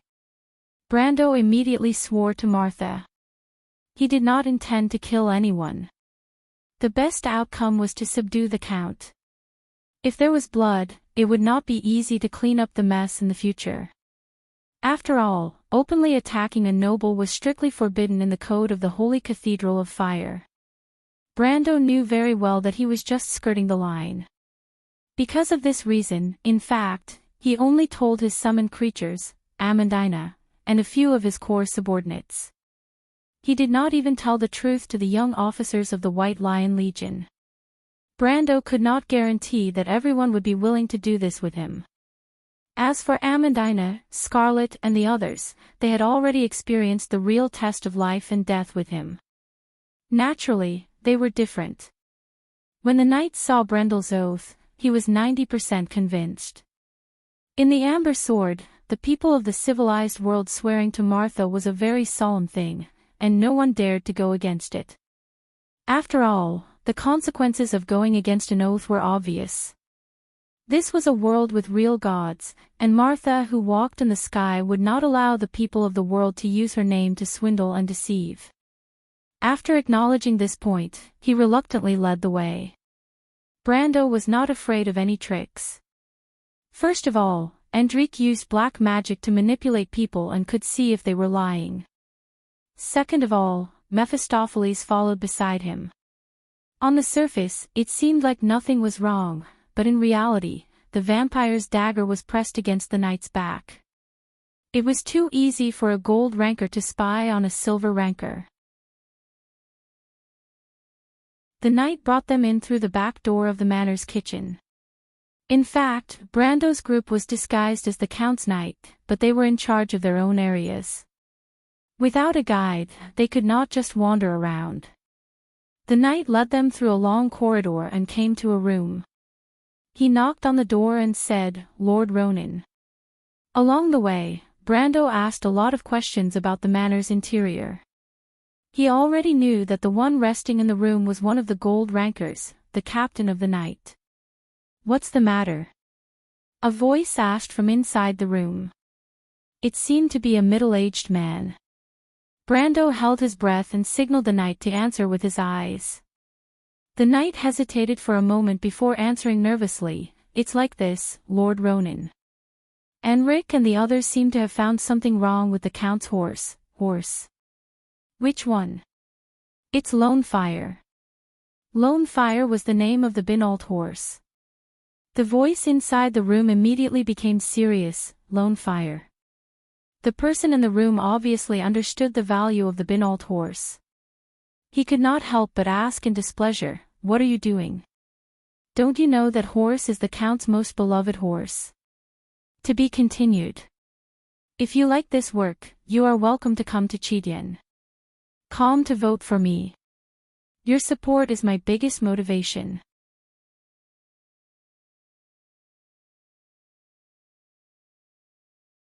Chapter 543. The displeased tone of the person in the room made the knight nervous. He turned to look at Brando. Tell him that it's because of the stable's gatekeeper. They changed the black beans to normal fodder without permission. Brando remained calm and simply mouthed the words to the other party. He knew that the pure-blooded Pinot horses were extremely delicate. Their materials were all specially made, and the beans in the fodder had to be black beans that were a specialty of the Surin Plateau. Otherwise, there would be problems. The knight hurriedly repeated his answer. This time, the people in the room believed him. In fact, he didn't suspect anything. After all, this was Ampere Seal. He really couldn't think of anyone who would dare to cause trouble under the nose of the Holy Cathedral. He pondered for a moment and replied, "This is really troublesome. Wait for me to come out."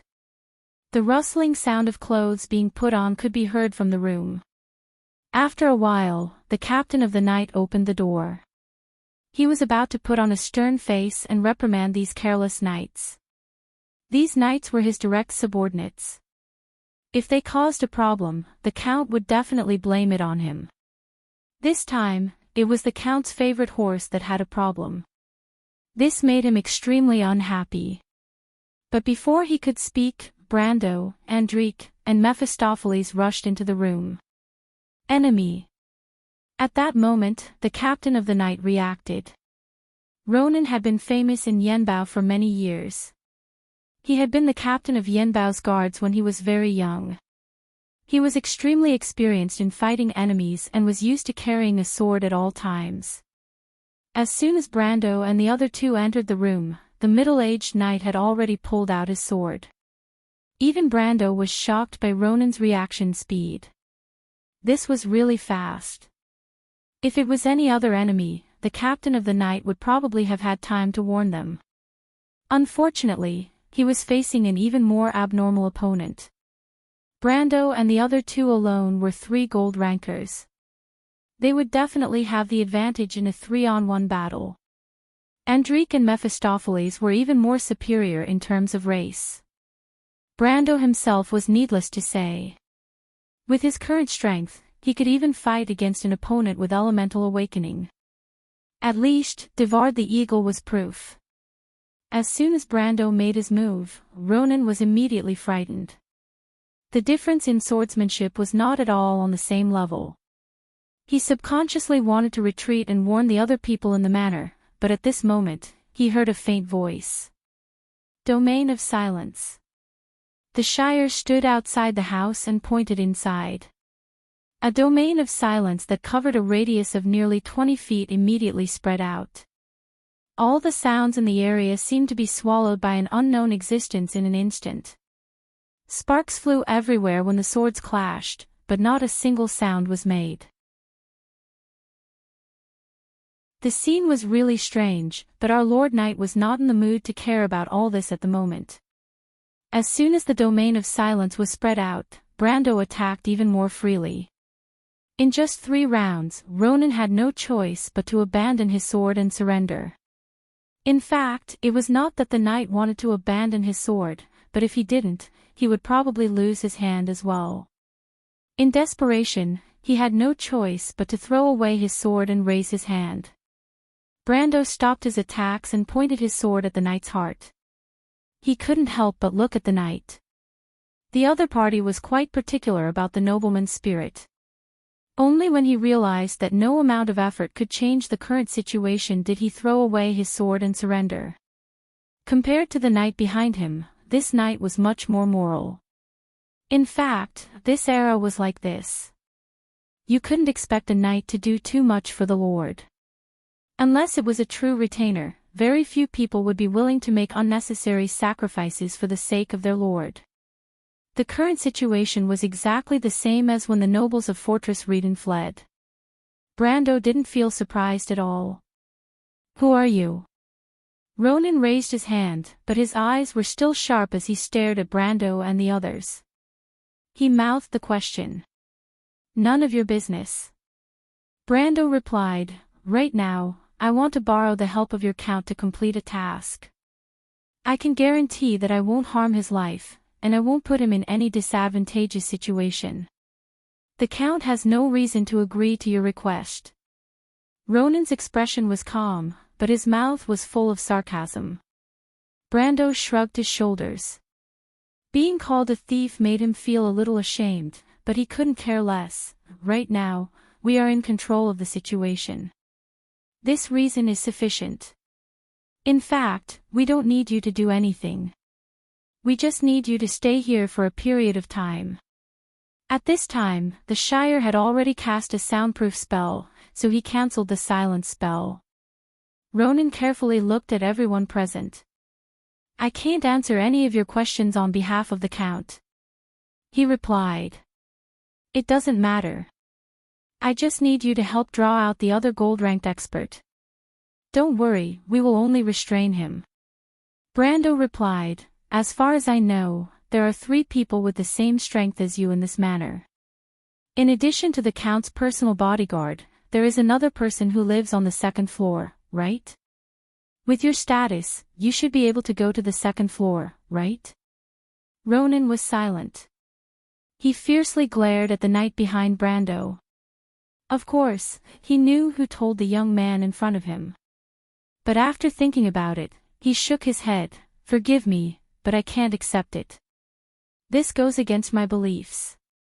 When Brando heard this answer, he couldn't help but look at the other party in surprise. There were very few people who still held on to their beliefs in Erewhon. Before meeting Coden, Brando thought that there were only people like himself, the princess, and the Valkyrie. He shrugged his shoulders and withdrew his sword. He nodded to the other party. "Very well, I respect your choice." Ronan was slightly startled. He didn't think that these bandits who broke into the manor would be so easy to talk to. He couldn't help but frown as he stared at Brando. "What kind of trick are you trying to play? You should know that without my help, you won't be able to go to the 2nd floor. From the looks of it, you don't want to attract the attention of those outside. I'm determined to win. If it doesn't work, I'll just have to force my way in." Brando replied, "I'm confident that I can control the situation in a short time. But if it can be simpler, I don't want to cause trouble." The middle-aged knight pursed his lips and frowned. Obviously, Brando's words were exactly what he had guessed. He couldn't help but look deeply at Brando. "You should know the consequences of spilling blood in the area controlled by the Holy Cathedral. No thief in Ampere Seal has dared to do so in the past 100 years.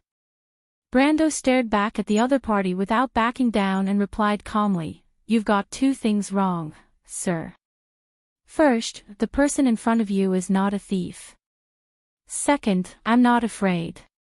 When he said this, he had already made up his mind. There were still 2 days before the meeting of the nobles. Brando knew very well how history had led to a path with no future. He would not allow history to repeat itself.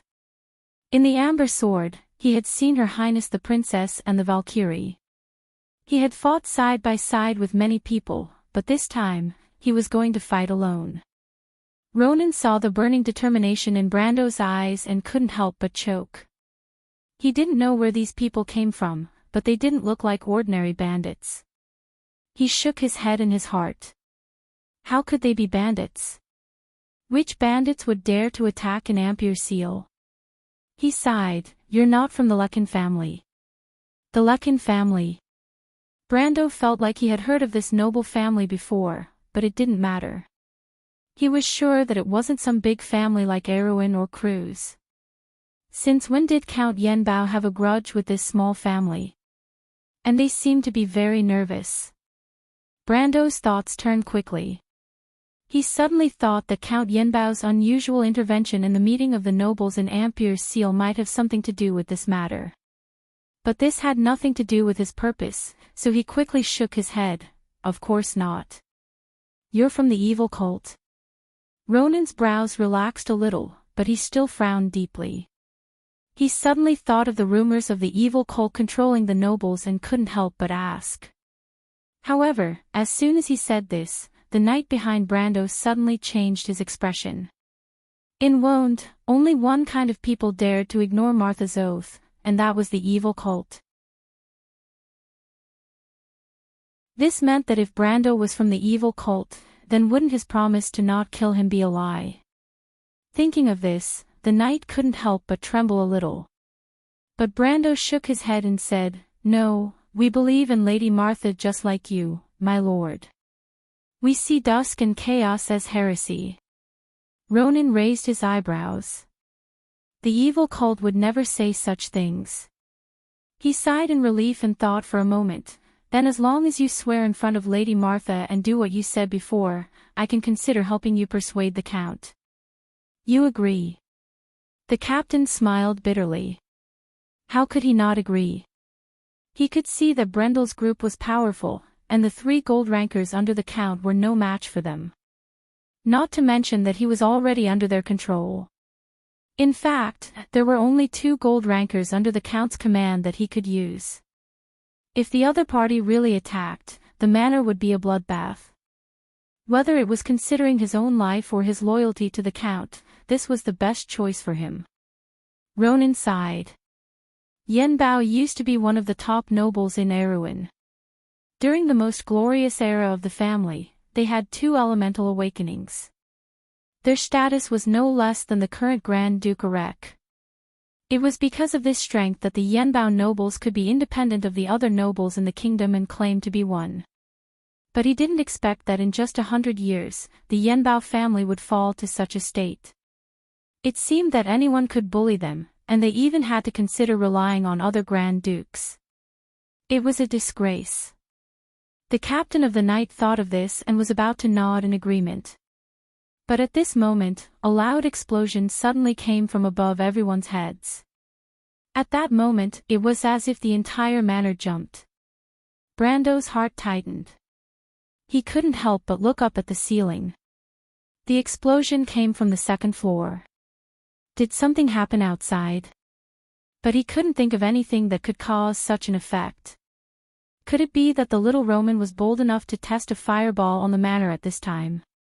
But it didn't seem like a big fireball. It was more like someone had summoned a meteorite. These messy thoughts flashed through Brando's mind. He turned around and saw that the corridor had become chaotic.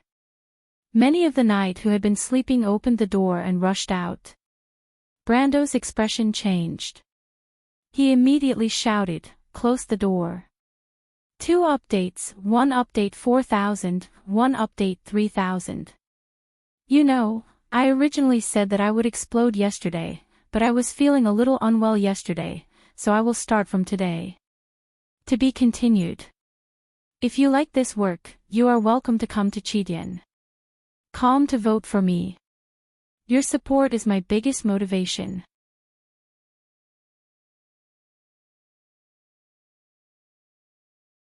Chapter 544. Brando had just finished shouting when he suddenly realized that the knight who had rushed out of the room in a panic were not running towards him. Instead, they were screaming and running towards the outside of the house. Brando was stunned. What happened? He turned around and suddenly felt that the whole manor was trembling violently. It was as if a giant beast was walking on the ceiling. The wooden planks were making unbearable creaking sounds, and dust was constantly falling down. Not good. The knight captain Ronan's face changed. The voice had reached the stairs in a blink of an eye. Watch him. Brando shouted as he rushed out of the corridor and looked towards the stairs.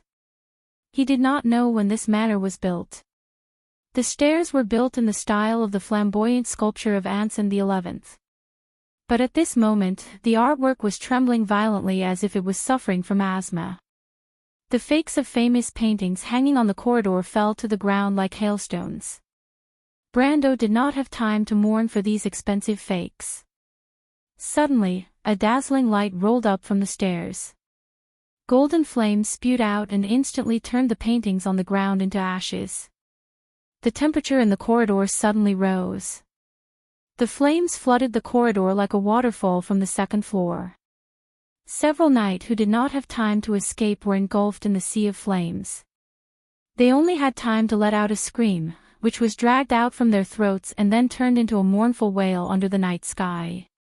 For a moment, the whole corridor was illuminated in golden red. The flames reflected on Brando's face, but the flames that extended forward bypassed him as if they were afraid of him, forming an oval hole. Magic flames. Brando stood in the middle of the hole and immediately recognized the essence of the flames. But there was only one thing that could create such a waterfall of flames.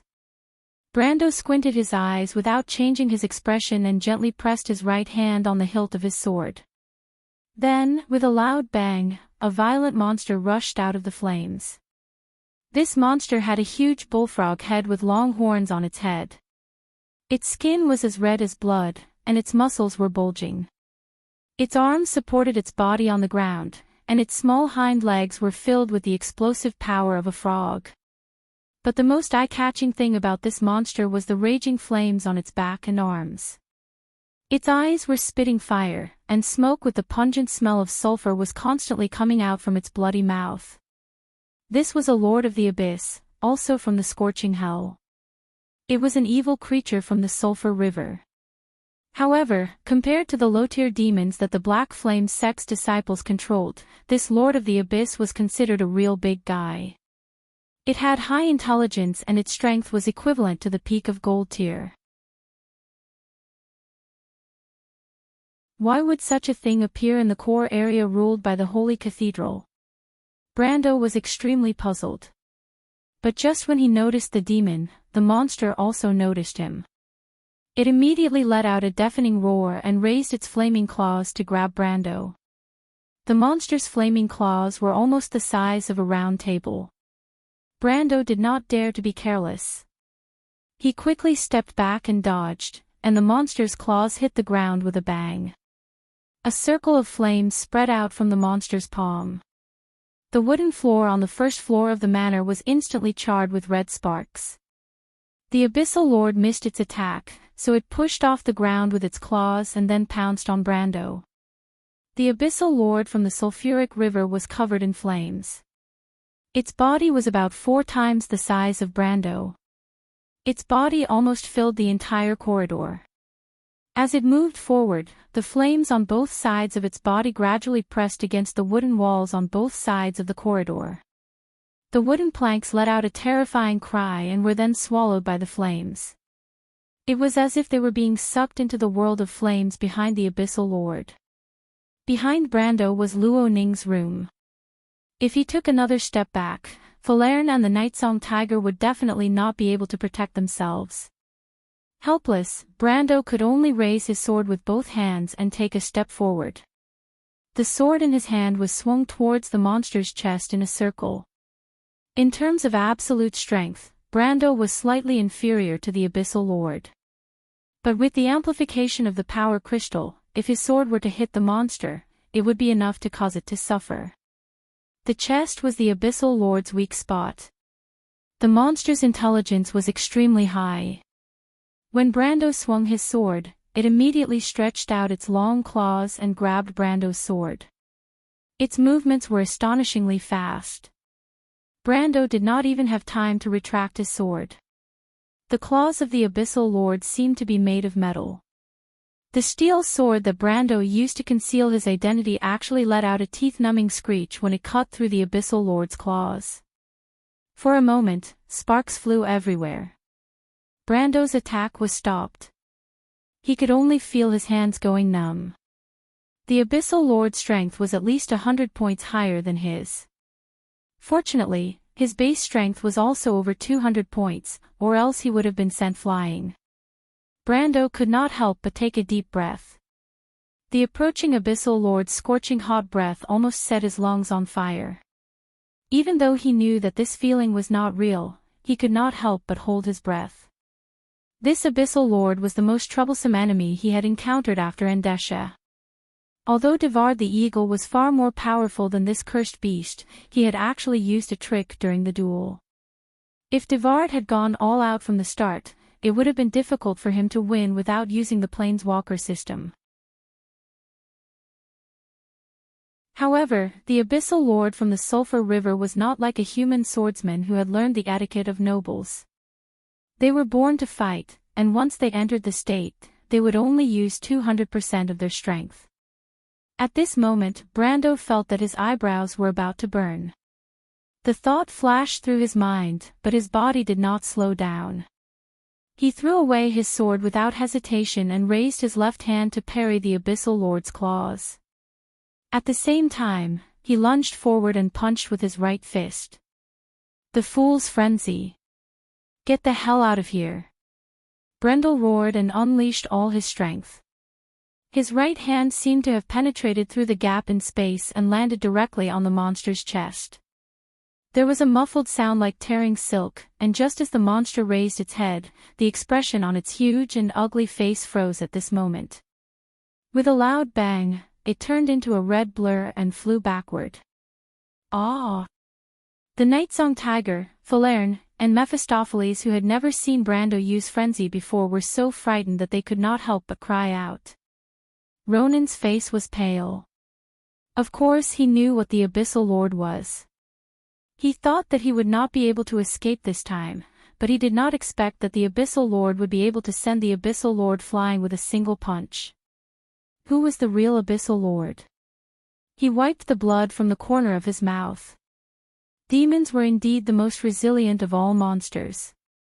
The Lord of the Abyss had the ability to reflect damage, and he did not have the time to deal with it. As a result, he was heavily injured as well.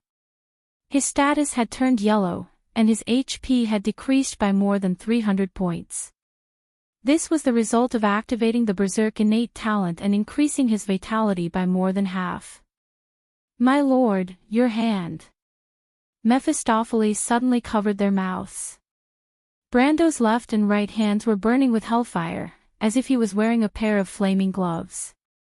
If it was a normal person's hand, it would have been burned to ashes. However, Brando's magic resistance was extremely high, and the flames were only a little hot. Brando waved his hand, and the flames on his hands suddenly retreated like a gust of wind. The knight captain, Ronan, looked at Brendel with even more reverence. He was definitely a monster. Ronan's feet were already on his sword, ready to break out of the encirclement and escape with the Count if he was distracted. Although he was a knight, his loyalty to the Earl was always his #1 priority.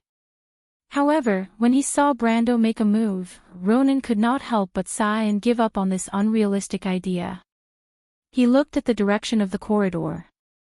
The originally terrifying Abyssal Lord was sent flying by Brando's punch. After it crashed through the wall behind it, it was buried under the wall. Even the flames on its body had weakened a lot. A moment later, a thick smoke suddenly emitted from under the rubble. Then, sparks rose and formed a hexagram on the ruins of the manor. The hexagram quickly dimmed and turned into a pile of charred wreckage. The Abyssal Lord was actually killed by his punch. However, Brando was not too surprised. The power of his punch had almost reached the active elemental awakening stage, and it happened to hit the Abyssal Lord's weakness. Moreover, the Abyssal Lord was not a boss, so it was normal for it to be killed by a punch. The Abyssal Lord was too careless. It probably thought that humans would not dare to fight it in close combat. As a result, it was taken advantage of by Brando, who had monstrous magic resistance. Brando stared at the pile of ashes and panted. He turned to Falerne and said, Abyssal Lords cannot be easily killed outside of the Sulphur River. After they receive fatal damage, they will transform into another form and be teleported back to the scorching hell. However, the teleportation circle will not take away the items they carry with them. Go and see if there are any spoils of war. Why me again? Falerne could not help but ask. Because you are lucky. Falerne could not help but stare at him in confusion. However, Brando did not care. Instead, he turned back and stared at Ronan. When the explosion on the second floor was heard, this guy's expression changed. Coupled with the reaction of the night outside, these Yenbao people must know something about this Abyssal Lord. Brando did not believe that a high-level Abyssal Lord would suddenly appear in the core area of the Holy Cathedral controlled by Erewhon. He stared at Ronan with a serious expression. I don't think there is a spatial passage to the scorching hell in this manner. Sir Knight, I think you should know something about it, right? Unexpectedly, Ronan, who had softened his attitude before, was unusually firm this time. He pursed his lips and shook his head without saying a word. At this moment, a series of soft footsteps suddenly sounded. Brando turned back because he heard the footsteps coming from the half-burnt and crumbling staircase. I'm sorry, sir. I accidentally summoned this abyssal lord, a weak voice replied. P.S. Chest tightness, shortness of breath, and panic for a week. The examination said that it was a respiratory infection, myocardial ischemia, and there was no improvement even after 2 days of fluid transfusion. Thinking that it was the first day of May, I still wrote a chapter. It's so uncomfortable. If you like this work, you are welcome to come to Chidian. Calm to vote for me. Your support is my biggest motivation. You're tuning in to the LoveLore Library YouTube channel. We're so grateful for your support, and don't forget to subscribe to join us on this incredible journey through captivating stories. Your generosity through donations truly makes a world of difference, as it's the primary source of revenue that allows me to expand and enhance this channel for you. Thank you from the bottom of my heart for being a part of this adventure.